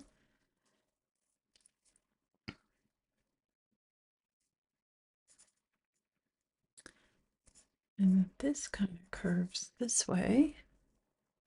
And there's a little bit of a curve here. And this is coming up in here. And this is kind of coming up here.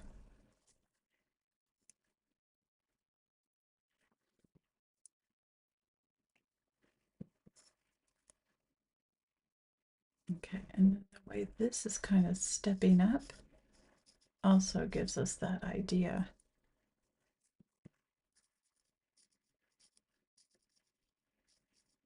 That we've got a curve right there.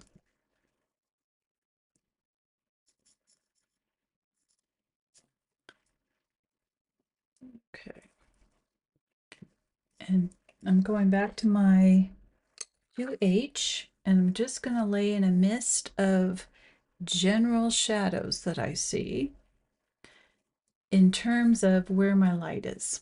So if I were to shade this bird according to the light source that is hitting it, it's actually being hit on two sides, this way and this way. I bet you it wasn't even done in the wild. It was probably taken, I'm looking at it right now. Yeah, it was probably taken in a in like one of the uh rescue places, because there's a light coming this way and there's one coming this way. Okay, but we only have one light source, and ours is coming this way, which means that this part of our bird is illuminated, this part of our bird is not. But remember last week when I talked about the two shadows that we have to be most concerned with, which is cast shadows and form shadows? There are both happening in this bird. And right now, I've got a form shadow right here. So I'm putting it in with some of the 2H graphite. The form shadow, if you remember, is where it's the form of your subject that determines where the shadow is. It's just because the light is less in an area that might be turning away, because this part of his chest is not as prominent as this part of his chest. Just because of his anatomy, he needs a little bit of a shadow. Now, right under his wing here is a bit of a cast shadow.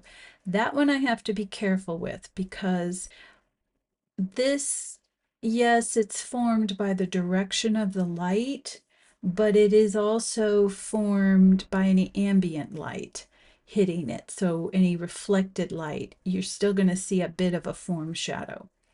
A cast shadow is determined by where the light falls. So I have to be careful that I don't make that too big. Otherwise, I give the impression that the light is somewhere it's not.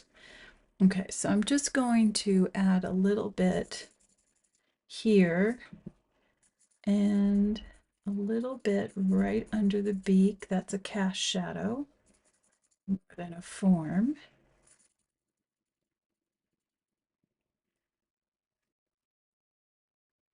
Okay. And now I'm going to put in my imaginary shadow on this bird. Okay, so here's my light. So we indicate our light by putting an arrow for direction. Here, I'll do it like this. An arrow for the direction. That tells us the light is coming like this. If you want the light to angle like this, you use an ellipse at the top. And that gives the indication. The wider that ellipse, the steeper the angle. The thinner the ellipse, the more shallow the angle. I always have one of those. If I'm painting, it's not on my surface that I'm painting, but I have it tacked up on my board somewhere. And if I'm drawing, I put it there and then I erase it later. That just helps me keep consistent. And it becomes especially important when you're kind of making things up like this, where I now have to change the light. Okay, so let me go in with my hardest and lightest pencil. And if my light is coming from this way, then all this is in light and all this is not. So remember right here how I had this? This is kind of mimicking that. This is this light source. So we can use this as a cheat. I often have something like this tacked up nearby too. If I'm altering the light, I will create a sphere. I don't always put the planes on the sphere, but I will create a sphere that I have completely shaded in and made three-dimensional according to my light source, just so that I have something to refer to. So this gives us a reference right in here. But this area right here is called the core shadow. Sometimes they call it the equator. I was taught that it's called a core shadow, and it's got like 5 or 6 different names. For me, core shadow makes sense, but it is the line. It's not really a line. It is the point on any object or subject where the light falls away. That is the moment when the form curves away from the light. And so that gives us an indication of where, given our light source, where we would start to put our shadow. So I'm just going to use my hardest pencil, and I'm not going over the paper yet. That's coming. And I'm going around the form of the bird. Remember, the bird is round,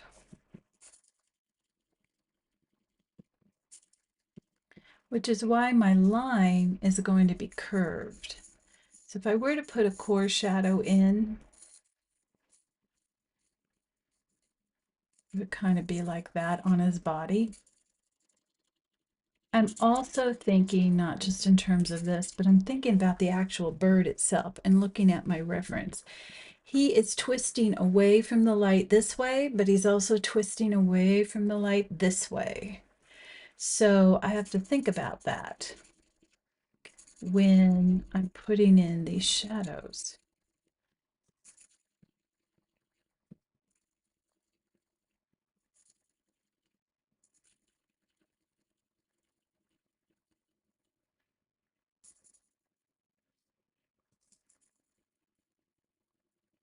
Now remember, this is not flat, this is round.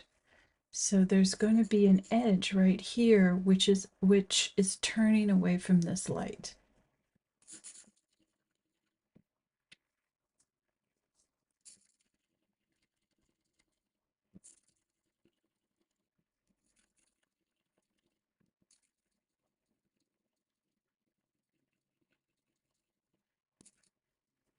Okay.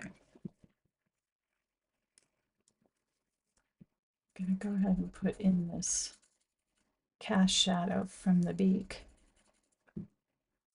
Now, here's where it's going to get kind of funky. I got a couple things happening in the light side.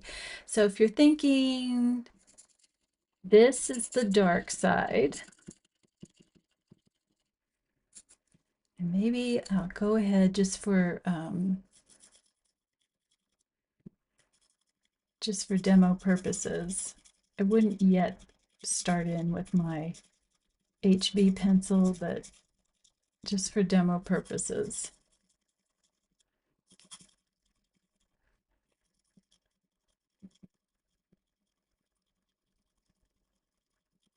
Okay, so if you're thinking if this is the dark side of the bird and this is the light side of the bird, remember the whole bird is round.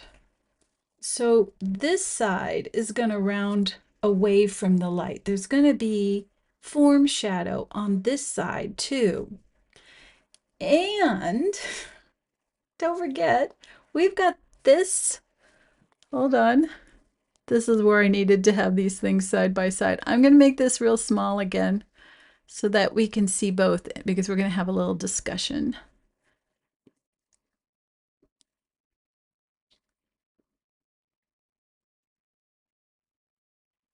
Okay.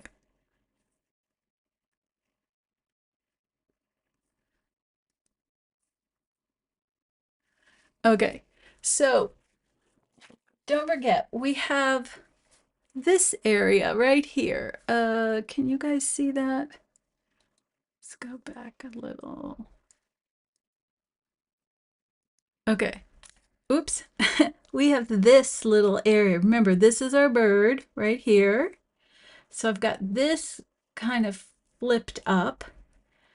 I've got this piece of paper coming out. This is kind of fun because it's foreshortened. So it almost looks like it disappears, but except for a subtle little edge. But it's coming out, so it's going to cast a shadow on this bird, kind of right here. I'm looking, and this is not going to cast a shadow. So the face is going to be totally in brightness. And that's how I was thinking about this when I was envisioning what it would look like. I knew that this was my focal point and everything else is framing. Okay, so let me just add a little bit more darkness here. I think it could take a little bit more. Definitely on this side.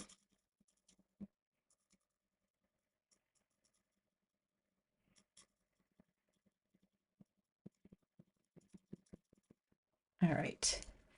And I'm going to sharpen my pencil. And if you have any questions about what we've done so far, let me know. Now it is, oh, time is just flying.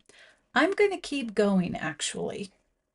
I think Substack lets me at least 2.5 hours. It has cut me off before at like 3 when I've done the advanced techniques workshop.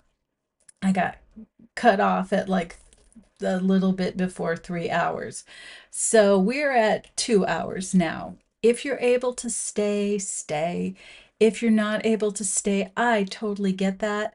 And I hope it's because you're not able to stay, not that you don't want to stay. But if you don't want to stay, I totally get that too.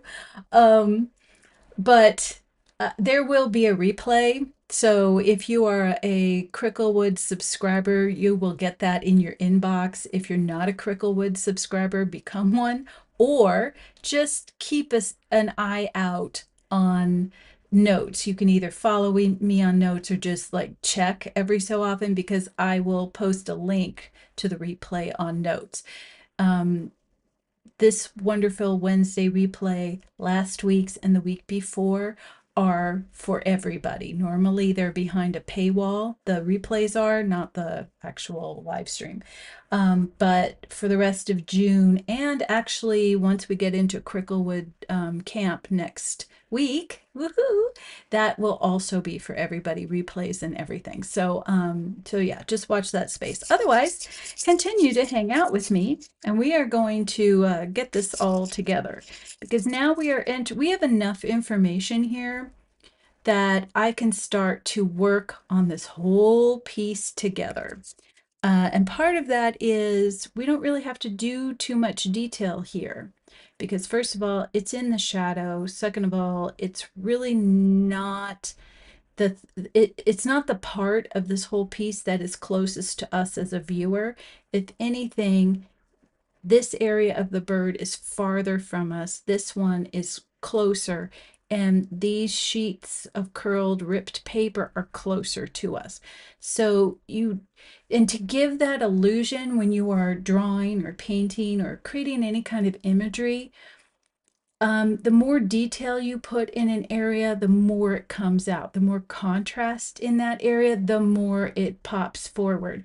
So we can use that to make this fade farther away and have this area of the bird come closer to us.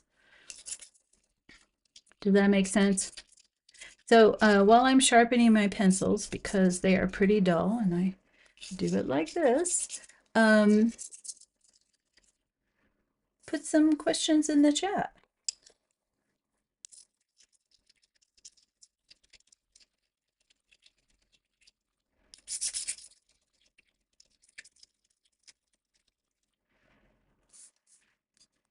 Okay.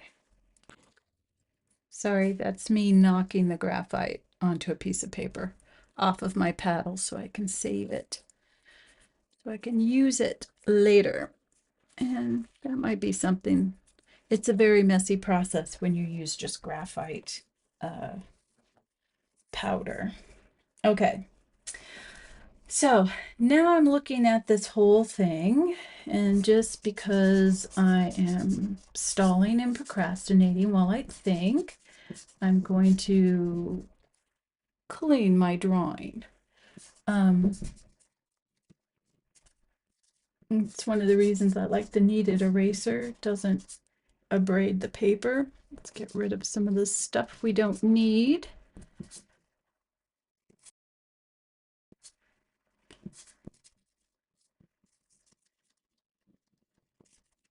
Okay, so at this point, you have kind of everything blocked in.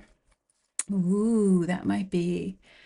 If I drop off because Instagram says, or Instagram, I don't even do anything live on Instagram.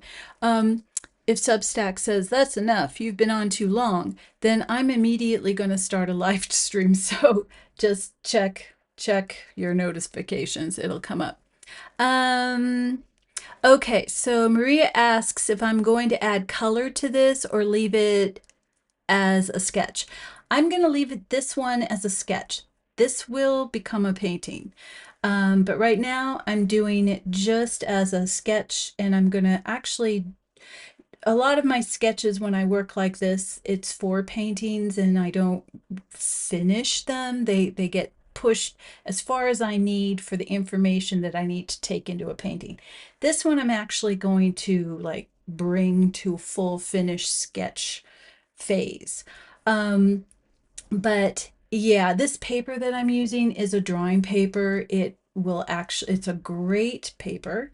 It's the Arches, it's got a special name. Anyways, if you add water to it, it'll just fall completely apart. So it is meant only for dry media. I find that it works best with graphite charcoal on this paper, although they say you can use charcoal on it. I have found, because I use these charcoal sticks from Nitram, it starts to get fuzzy. I don't know why, but it doesn't do that with the graphite. Nope, this will stay a drawing. Okay, so now I'm looking at the whole thing. We've pretty much got kind of our shadow areas blocked in.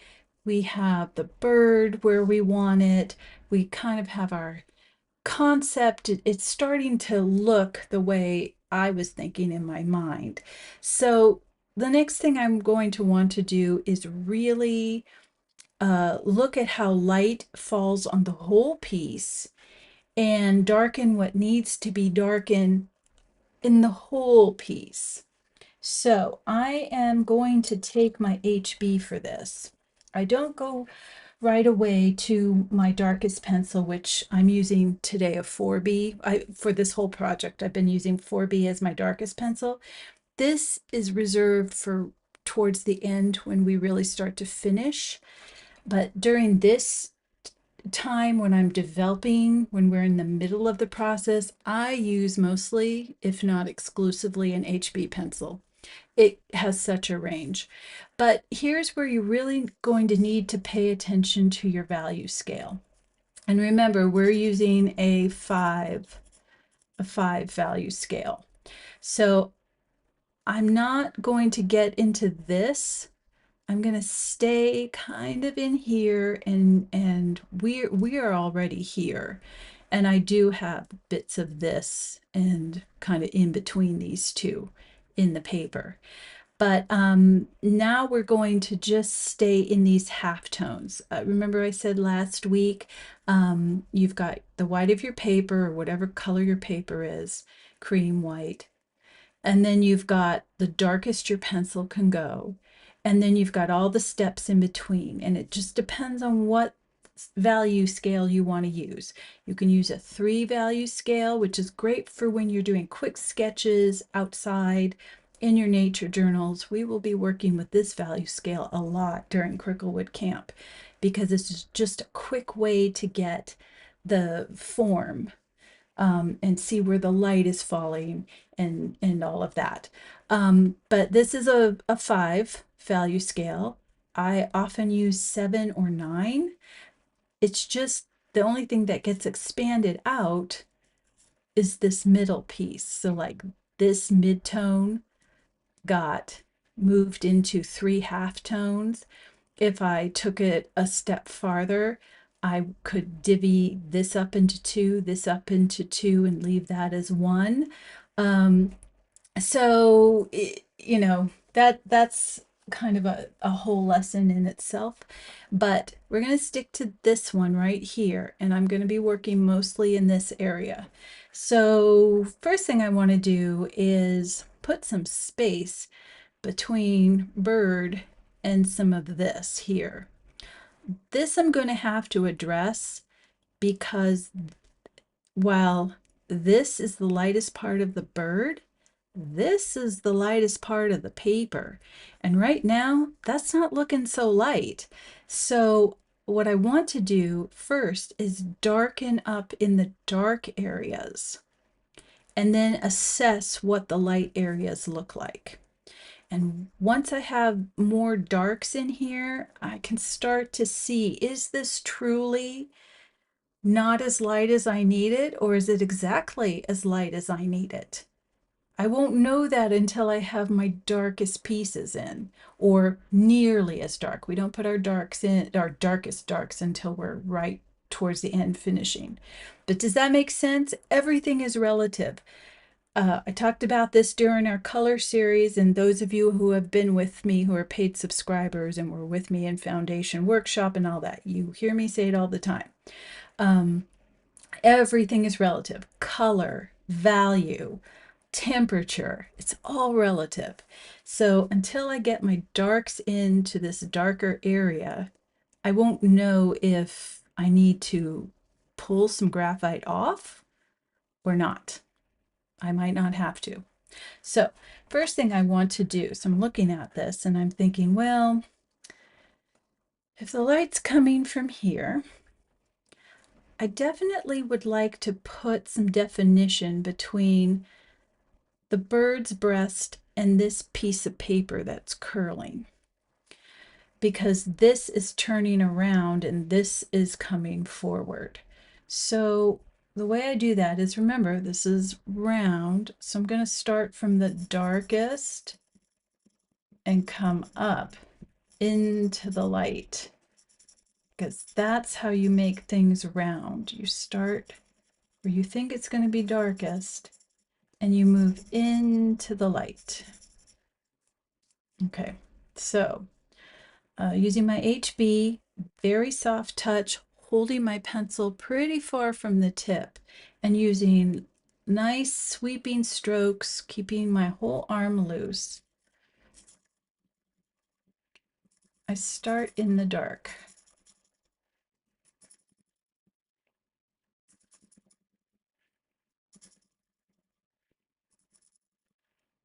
And then I move into the light.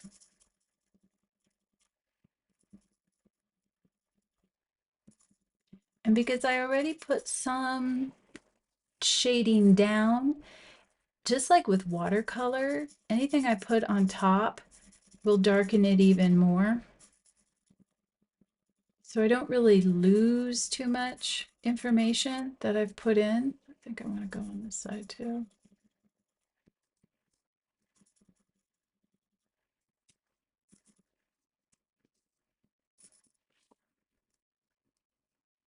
Now, I see something that's happening. So I am going to pull this bit. This was some of that paper that I already had in.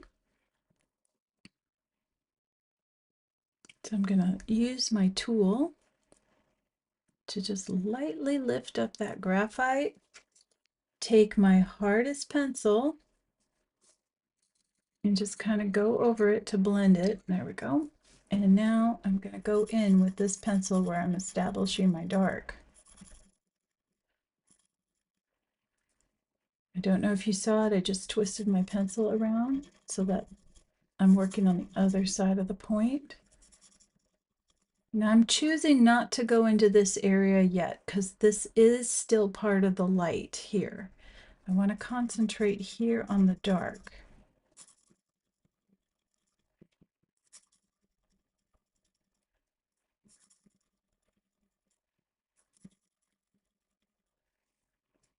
Now, for the sake of expediency, I am going to just put in a light wash of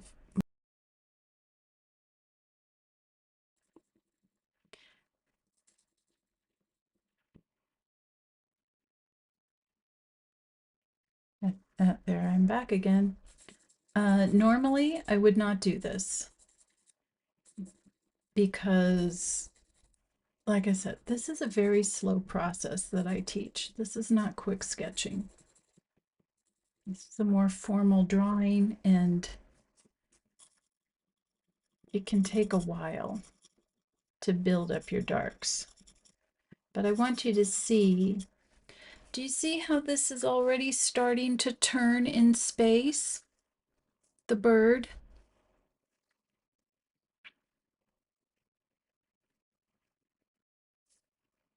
We're already starting to see that he looks a little bit more 3D. Now, do you see also how this piece of paper looks flat, like it's separate, like he's not punching through it? It just kind of is a shape that's sitting next to him on this page. He looks like he's popping out a bit. I mean, we're going to develop that even more, but this piece of paper just looks like it's not a piece of paper, like it's just a shape. All right. Again, normally I would like wait until I've kind of worked out the depths of everything, but I'm going to show you something, and we're going to talk about hard and soft edges, or what are called lost and found edges. So let me see if I got something that's already kind of lost. Did I? Oh, well, right here. Okay, so we have paper that curls right here, and it comes down this way, and we kind of lose the edge. It kind of blends in with whatever's happening here and then emerges again, and we see that little piece flip over. Just put a little shadow in there under there. But the top of this piece is kind of blending in. Now that'll change, but that would be considered a lost edge. What's happening under here is a lost edge.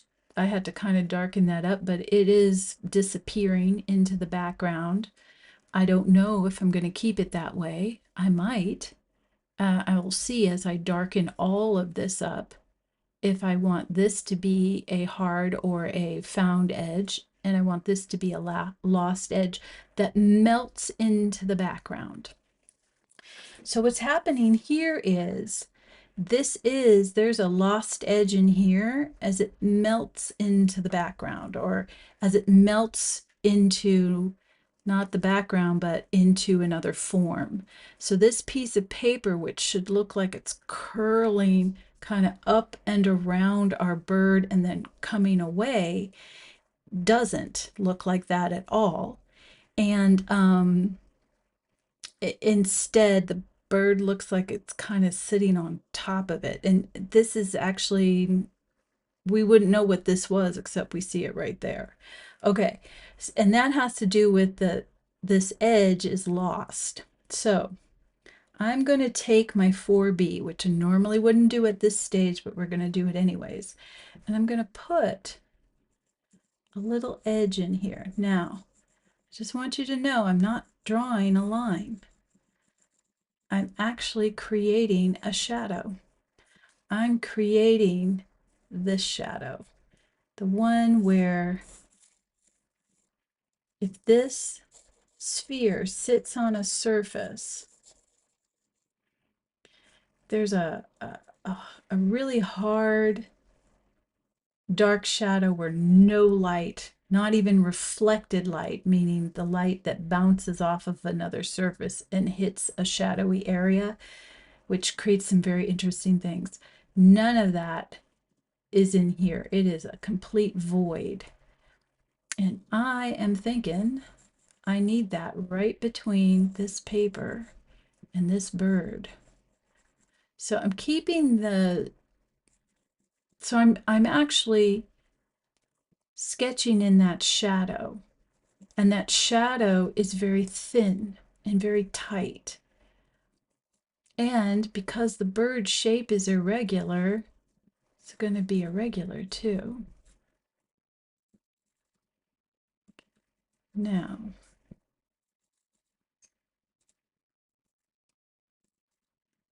so I have that darkest part, but it can't stay that way.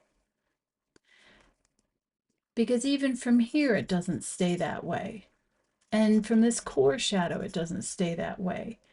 It starts to not ease up, but it starts to alter its value. So we're not yet here, we're more here. When I finish up, I will bring this here. But I start in that little void and I come up, and I'm again not doing little circles, but I'm not doing broad sweeps of my pencil like I was doing at first. I'm doing small, and I'm staying on the side of that tip. So I'm not using the tip, I'm using the very side of the tip. I'm starting in that dark shadow, and I'm moving out of it. And I'm putting a mist of my darkest graphite in there. Not my happy place, but I want you to see the effect of that. And then to blend, because I don't use a blender, I take a harder grade pencil, in this case my HB, starting again in that dark void, and I'm bringing it up. And every time I bring it up, I go a little farther. So I get this smooth gradient. And then I could blend that even further by taking my 2H. Now, one of the advantages of blending out your graphite using several grades of pencil is that you can continue to layer and layer and layer. If I used a blending tool, I maybe, if I'm lucky, if I had a light touch, can maybe put one or two more layers of graphite, and then the graphite starts to slide around on itself, which is not pleasant. And then sometimes you get that shiny reflective graphite look that I personally do not like. Okay, so you can see he's popping out, but this is still looking flat, and that's because I need to make this look like it's coming out and around like this, which means that there's going to be shadow on the inside of this too. So I want to see the shape of that first. So this is a form shadow because the light is coming here and this is rounding away from the light. It is casting a shadow on this piece of paper, which is coming out like this. This form is casting a shadow. So I've got a form shadow here and I've got a cast shadow here, which means that cast shadow has to take on the shape of my bird.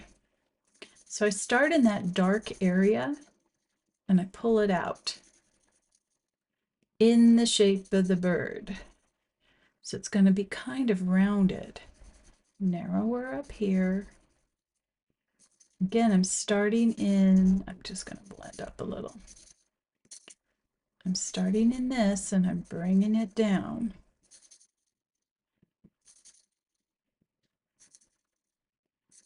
Okay, and once I think I like the shape of that, then I take my HB and I go real careful, starting in that dark area, and I'm pulling this out.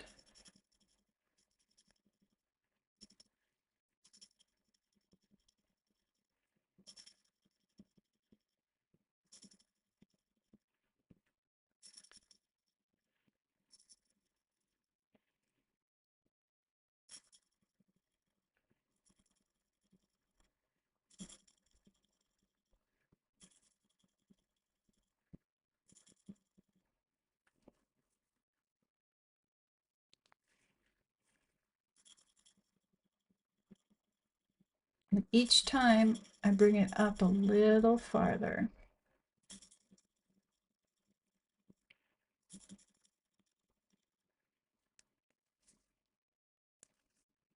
I'm going to carefully take my 4B, and I'm not going into that little crevice anymore. I'm taking it right next to it. Whoops. See what happened right there? I deposited too much graphite. So I take my eraser, I pull it up, I take my hardest pencil, which I'm using a 2H today, and I buff it out. And then I go back to what I was doing. So I'm going right next to that area, and I'm just bringing it up a little farther. But the reason I'm not actually going into that is I don't want it any darker than it is right now. I really need to put something on top of that, but that's okay.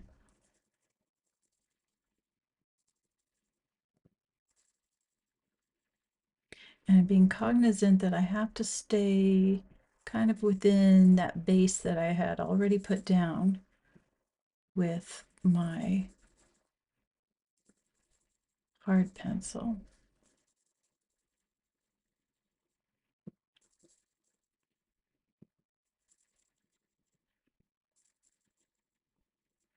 Okay.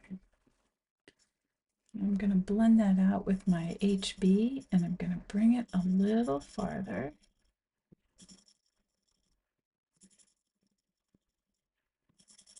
Okay. So that's looking a little better. Now, this piece curves away from us. I need to make this roll back. And because I put this in there, I've kind of lost that contrast that was making it do that before I put the bird in. And actually, let me go in and blend some of this. I'm staying out of that crevice right now.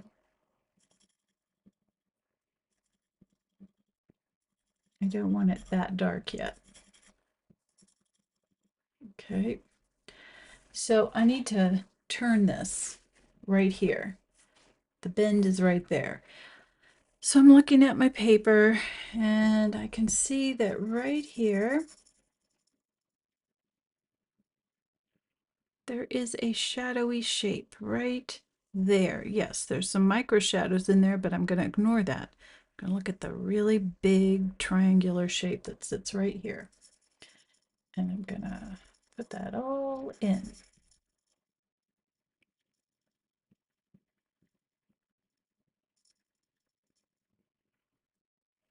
And the important thing is to pretty much get the shape of that shadow right.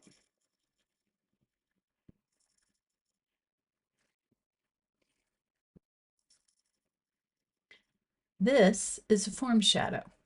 It's turning away. So I've got form shadow, cast shadow, form shadow. And then this is even darker because it is really turning away.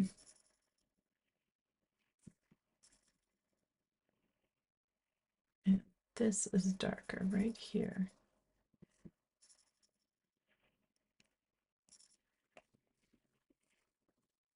Okay. Now I'm going to take my hard pencil. I'm going to blend the whole thing out.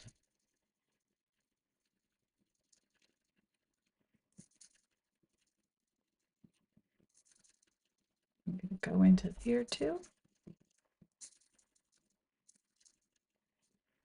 Okay. And just, again, I would not do this until we get to the very end. But just so you can see the perimeter of this paper right here.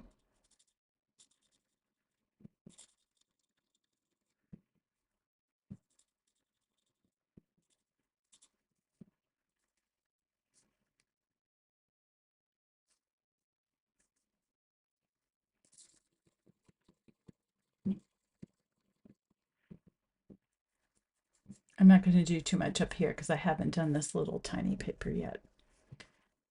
But just so you can kind of see. Ignore up here because this needs to be developed still, but you get the idea. Okay. So we've kind of made that turn a little bit. And I'm looking, and that's too sharp of a turn. So here's where we use our tool. We're not erasing, we're lifting. We're creating a variation in those halftones. I need for there to be kind of a little wider piece. Now, this is kind of it. We're using this as a realistic reference, but remember, we have a bird in front. So if this is the bird, it's casting the shadow right here. So I don't want to do away with that shadow, but I do need to kind of catch a bit of that roll. And I want it to be not as sharp as what it's looking like right now. So I take my tool and I sculpt it into what I want. Something a little round, not pointy, but kind of that shape. So I'm kind of sculpting it in the shape I want to see. And really light, I'm just pulling some of that graphite up. Staying away from that cast shadow that I have. I can't move into that cast shadow and remove anything of it. Otherwise, it'll throw off where the light is. Does that make sense?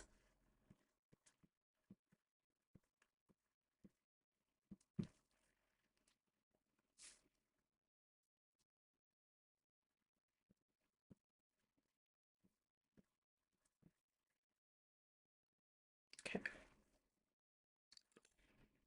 And then I'm using my hardest pencil and I'm staying out of what I just pulled away, but I'm going to add a little bit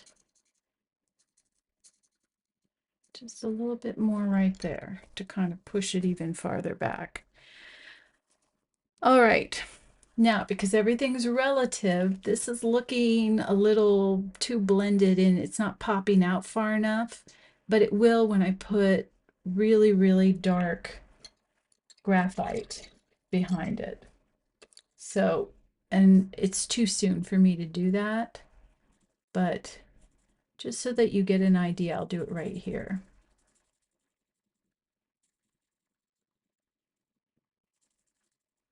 And right here.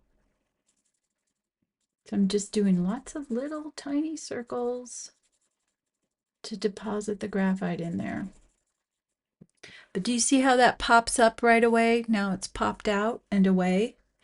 So if I do that around the rest of it, and that's why I need to work on this, because this needs to be dark like this, but there's some folds and crinkles that I want to capture because I think they're kind of interesting.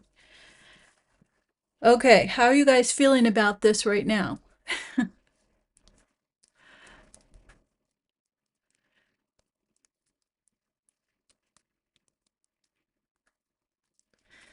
I'll go ahead and finish this area a bit. Okay, so I'm going back with my HB. And my point is sharp enough. And I've got the same issue here where I have that little little shadow right between two forms.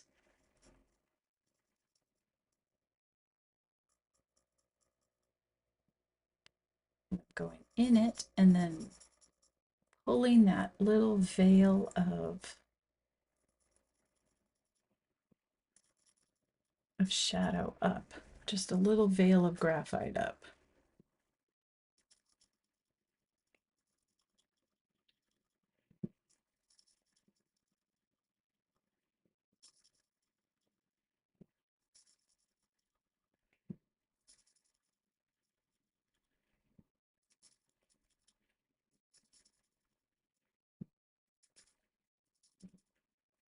Okay.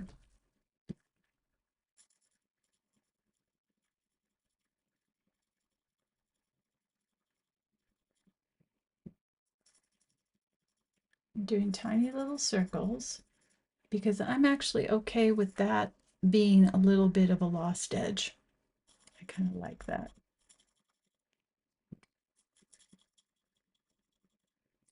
And you remember how I was saying last week and the week before that there are no lines in drawing or painting or anything, that's just a visual marker that we use for when two planes meet.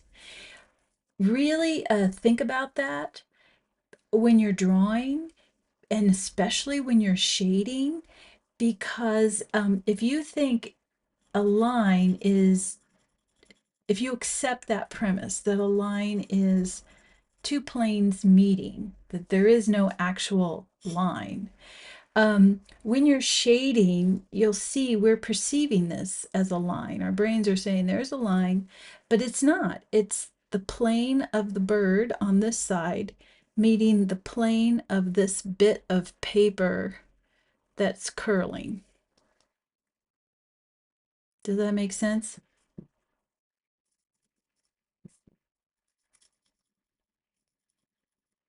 And so what you have are different shadow shapes. Again, we are working on a form shadow right now.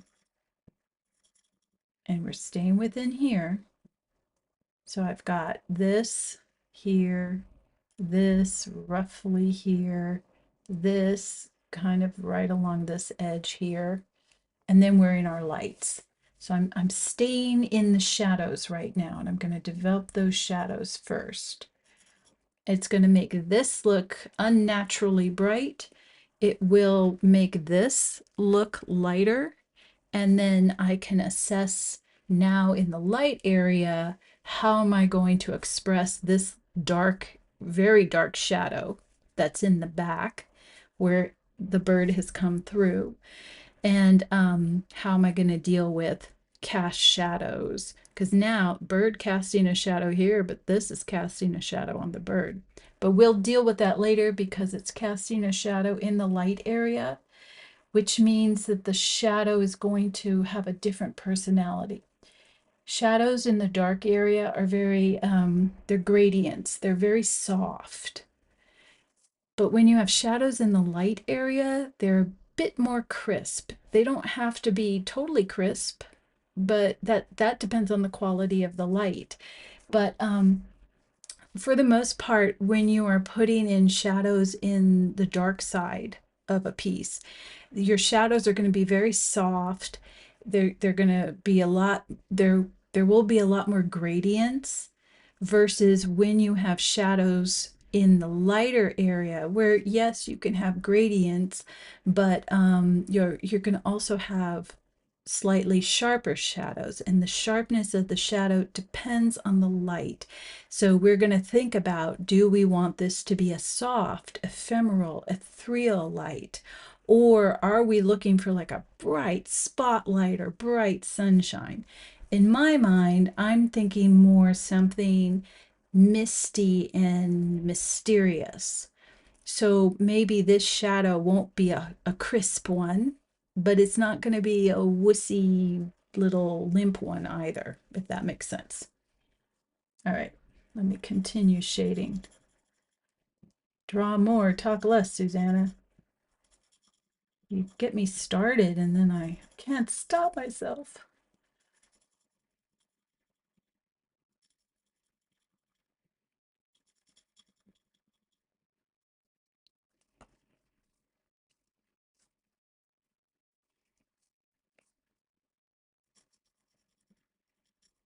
Okay, I'm going to pick up that 4B. It's still sharp enough.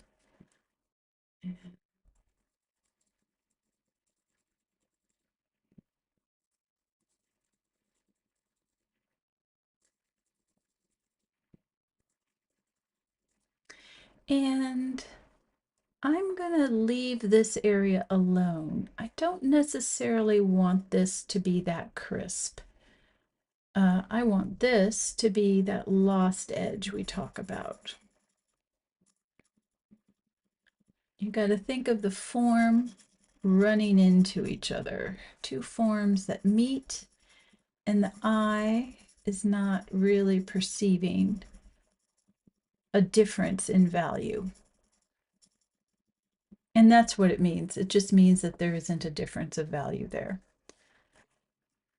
In actuality, there might be, but artistically, not so much.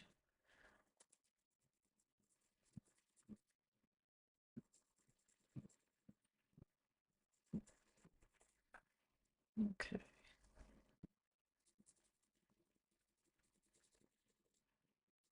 And see, I darkened up that, and then that means this needs to be darkened because it's all relative. I'm going to leave this as a soft line too, or soft intersection of forms. Okay.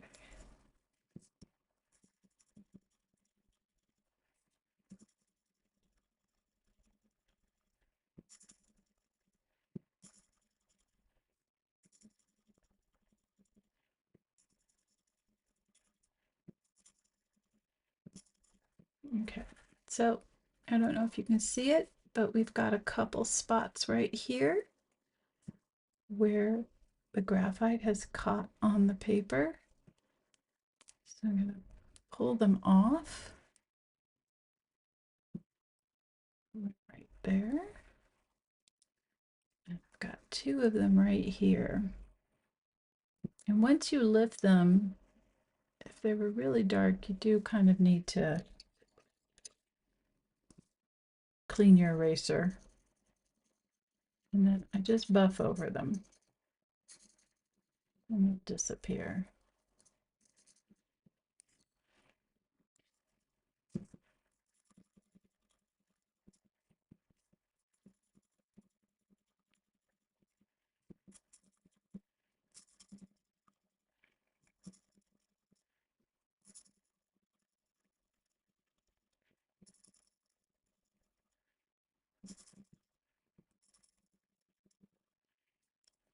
Okay. Okay, I'm using my 2H to buff everything out.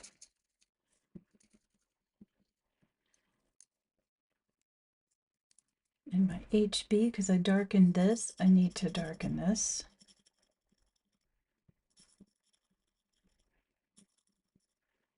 Keeping in the form and the round. So it has that shape. And then blending out with my hard pencil.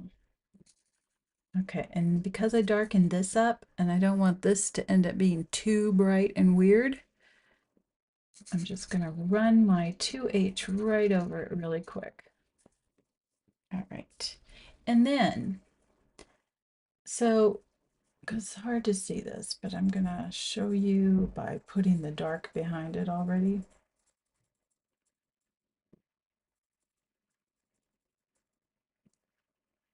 So right here is a bit of paper. Right here too. Because this pops out from the bird.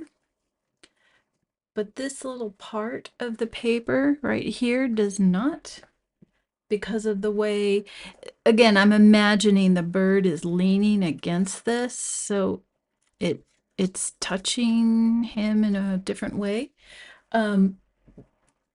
This is not going to catch the light. So remember, the light's coming this way, which means this is blocking. So this is going to be in shadow.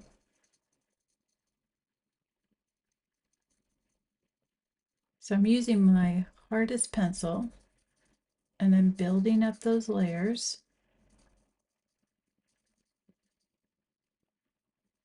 And I won't go any darker unless I need to. Back behind it, I'm going to need to build up these layers so that at least this is subtly.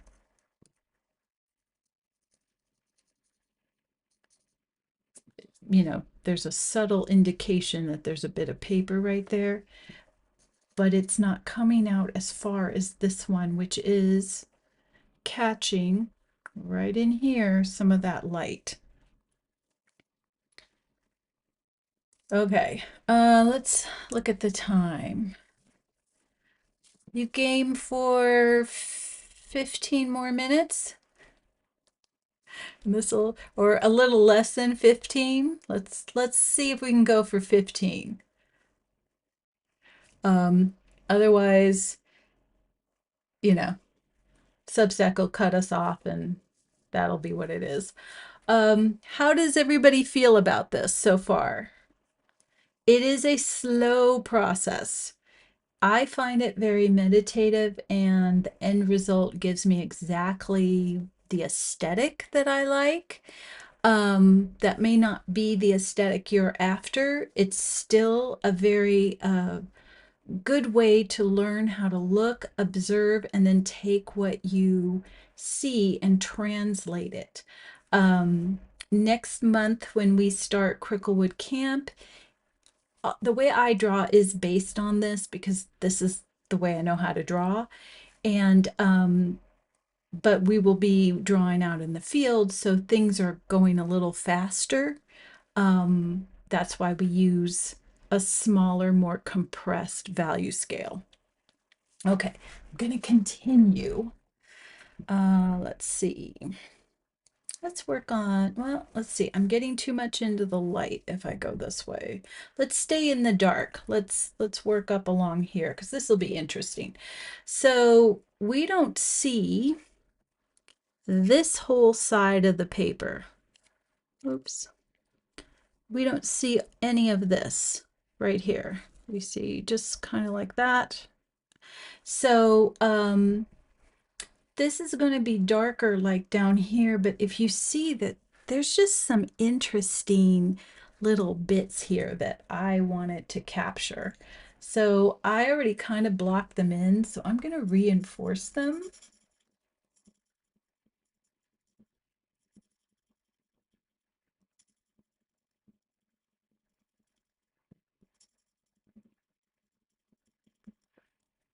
because once I go over with darker graphite, it'll still shine through. I find that working with graphite is great practice for watercolor painting because we're building up layers of transparent color.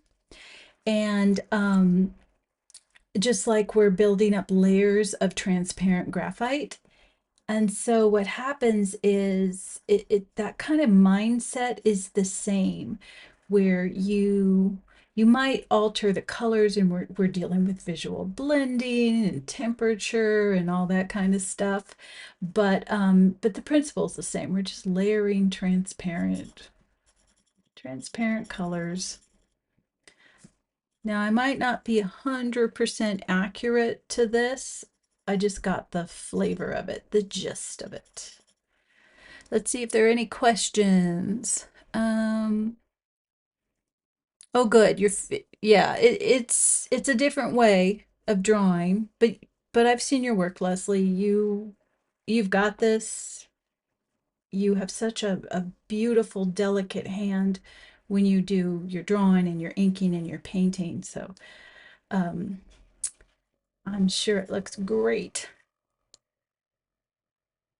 And Maria says it's calming and nice. Yes, it is. I find this very meditative. I always have a drawing on my board that I might be working on for a very long time, just because it is relaxing and kind of takes me outside of myself, which is it's like a little mini vacation. Okay, let's see. So I'm looking, when I'm doing this area here, I'm resisting the urge to think of this in any other way than abstract shapes. I've got kind of just this dark shape right here. I've got a little dark shape, another dark shape, which we're not going to see because the bird is over it. So then there's a light shape, a dark shape, another dark shape. So I'm just thinking shapes at this point, trusting that when it's all done, it's going to look like paper. And I'm not staying like really crazy close to what is actually there. I don't do photorealism, I do realism. So I do make some choices. So I like the way these shapes interact, and I just don't feel the need to make it. I just like the way this cascades down. And I'm trying to think if I want something up in this area, and then seeing what I've got up in that area to work on. Well, let's see. If my J is coming this way, and say this is like his crest, well, that could kind of be neat. I want to be careful though, because I don't want to make him look like he's got a hat on. So, like if I'm looking in here and I'm saying he's blocking all this, and there's this triangular dark shape, if I put it right on him, look at that. It's shaped like a baseball cap. I don't want him to have a baseball cap. So I'm going to take that shape and I'm going to put it on its edge. I'm going to alter it. I'm going to make it this way.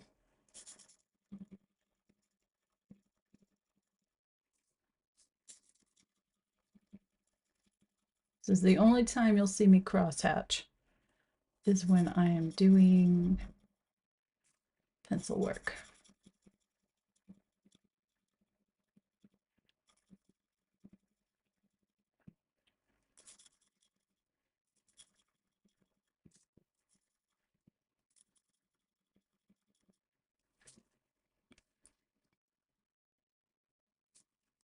Okay, which means I think I want this to come out a little more.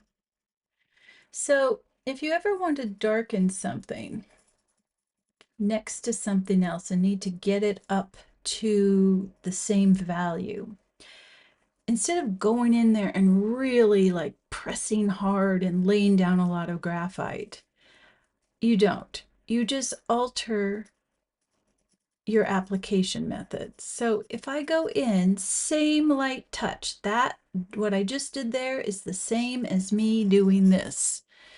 The pressure is exactly the same. But what I'm doing is I'm doing tiny little circles, and I'm not going over the part that I've already put in. I'm just trying to match this to that as best I can. And so I do tiny circles. When you do long strokes, you're laying down less graphite. So when you see me do the sweeping, it's not because I want to necessarily. Sometimes it is because I need to lay down a big section of graphite quickly. But it's not always that or only that. Sometimes it's also because I want it just to be really light and a very light film of it, a light glaze.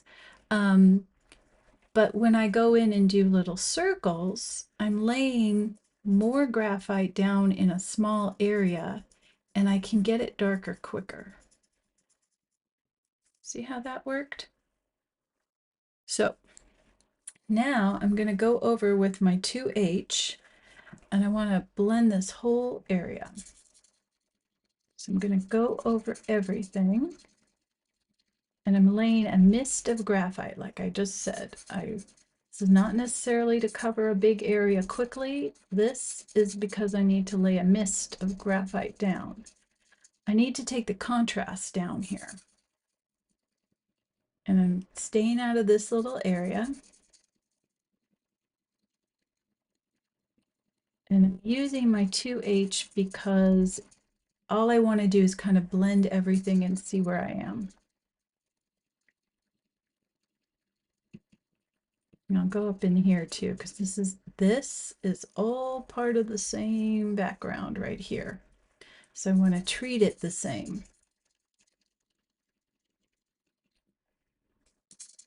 But I've already darkened that, so I need to stay out of that area until I bring this up.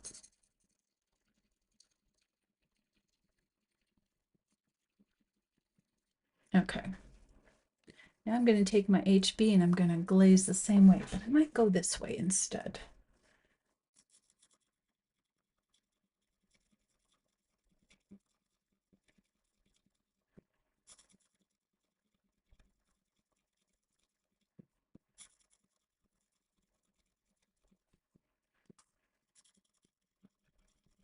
I'm staying out of this area because I've already laid some dark in there.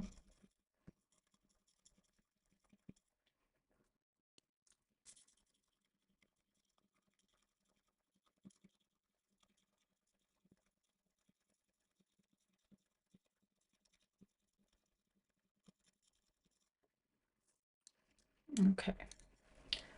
I may use a very light touch for my 4B. This is my darkest, softest pencil.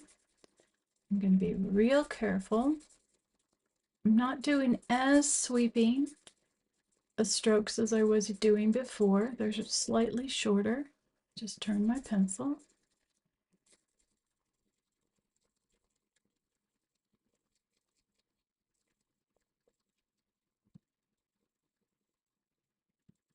Okay.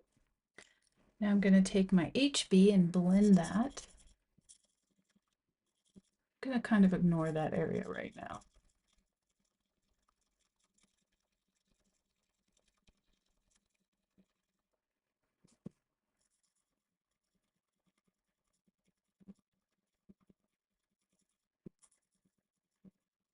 I've shortened my strokes, so I'm not doing this. I'm doing oblongs. If you lay lines in, they are more ethereal. They're more of a glaze. When you do circles or ovals or ellipses, it lays down more graphic, and the smaller they graphite, I mean, and the smaller they are, the more graphite gets laid down. You have immense control with a graphite pencil.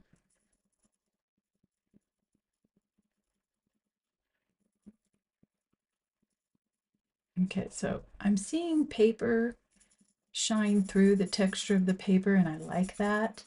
I'm keeping my eye out. I've got a few little dots that need to be that I need to pull out, and here too.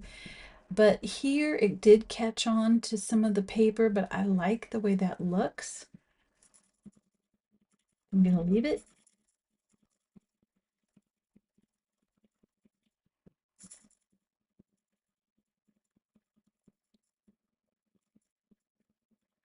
So everything I put down, just that bit of texture, it comes through, but it's real subtle.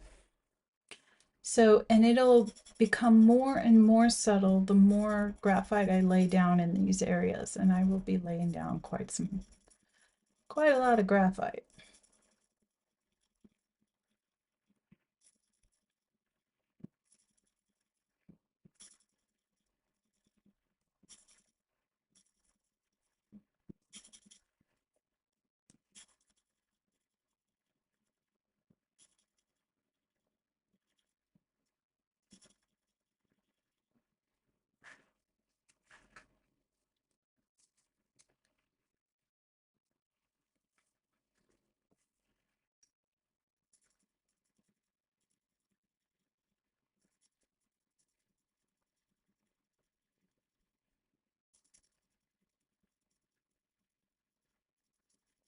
Now, here's something I'm also thinking about. The light's coming from here. So I've got cast shadows from this. I'm going to have cast shadows from this piece because they're all coming off the surface. This side of the bird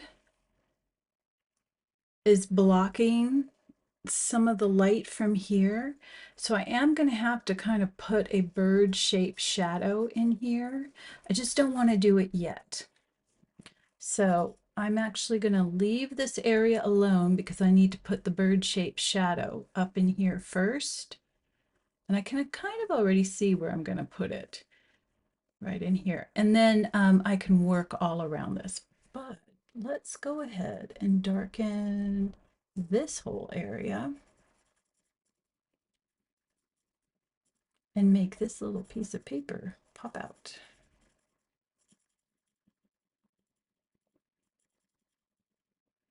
And I'm just keeping an eye on the time. Actually, we've been at this for 3 hours, which I can keep going, but I'm like waiting for Substack to like cut me off. So maybe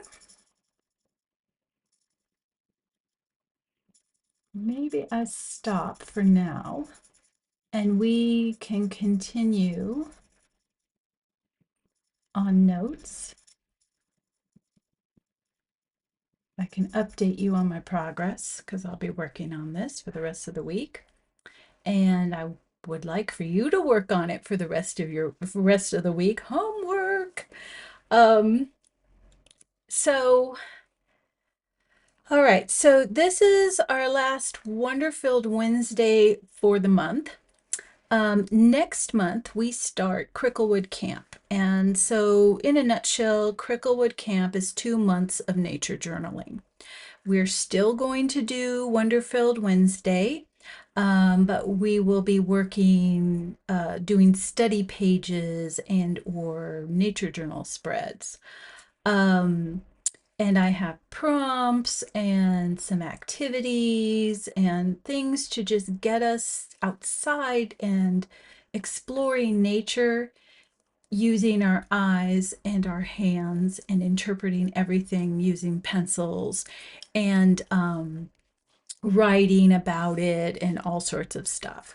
And then in September, we resume more of our traditional Cricklewood Nature Journal activities. But I will post my updates on notes and maybe do a little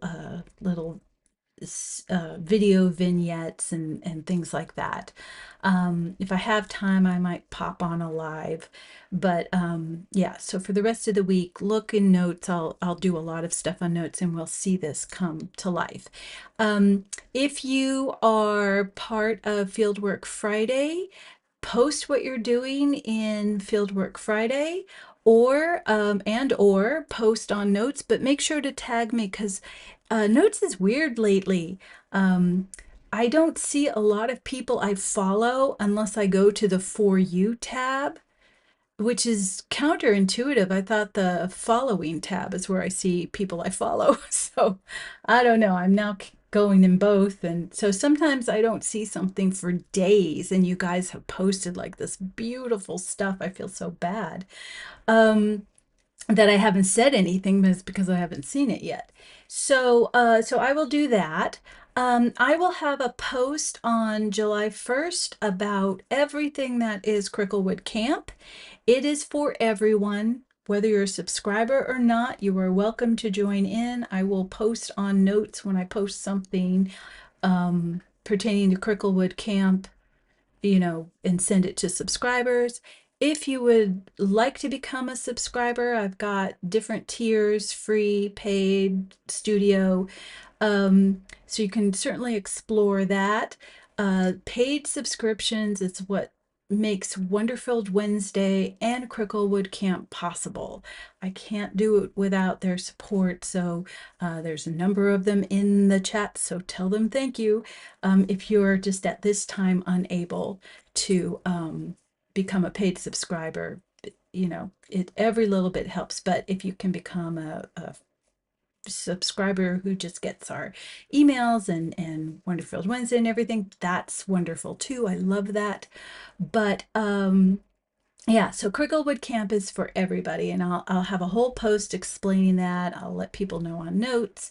Fieldwork Friday, this Friday we all meet for Fieldwork Friday if you are in that Fieldwork Friday paid tier, and we are going to continue with the inside of the geode, and I'm going to show you guys how to paint water drops. So given that it has rained, this is our first sunny day in like 2-3 days. So yeah, I'll have pictures of water droplets and we can paint those with watercolor. It's very interesting. It's not what you think.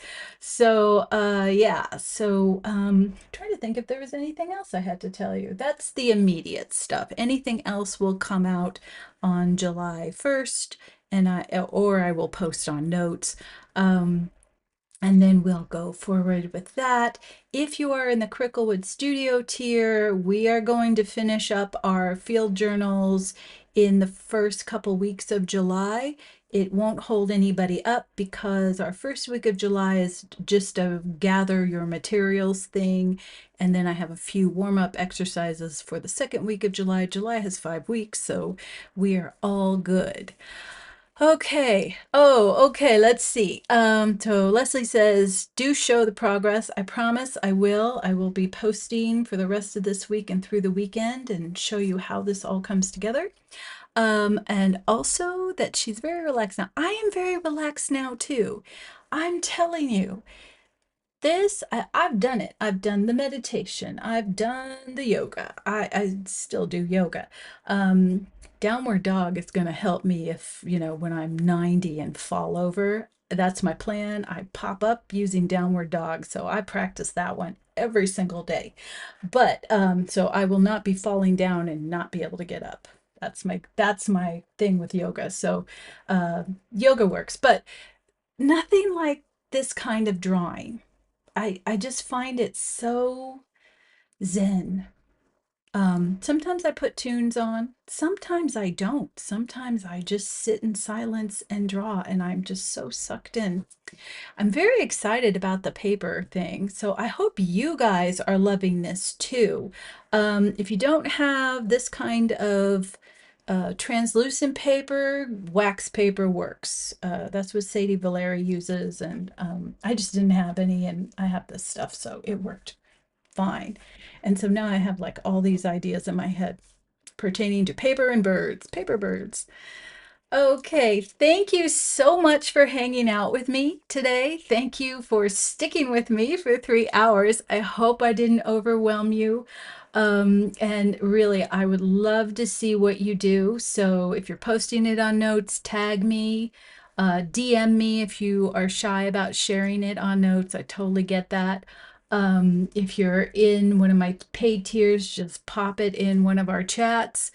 You can always email me if you want to show me what you're doing, but again, you don't want to show everybody else, which is totally legit. I didn't show my work for years and years and years to anybody. Um, so yeah.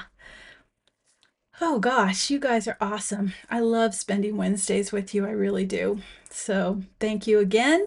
And I will talk to you very, very soon. Okay. Thanks, Maria. Thank you to everyone who came. Bye.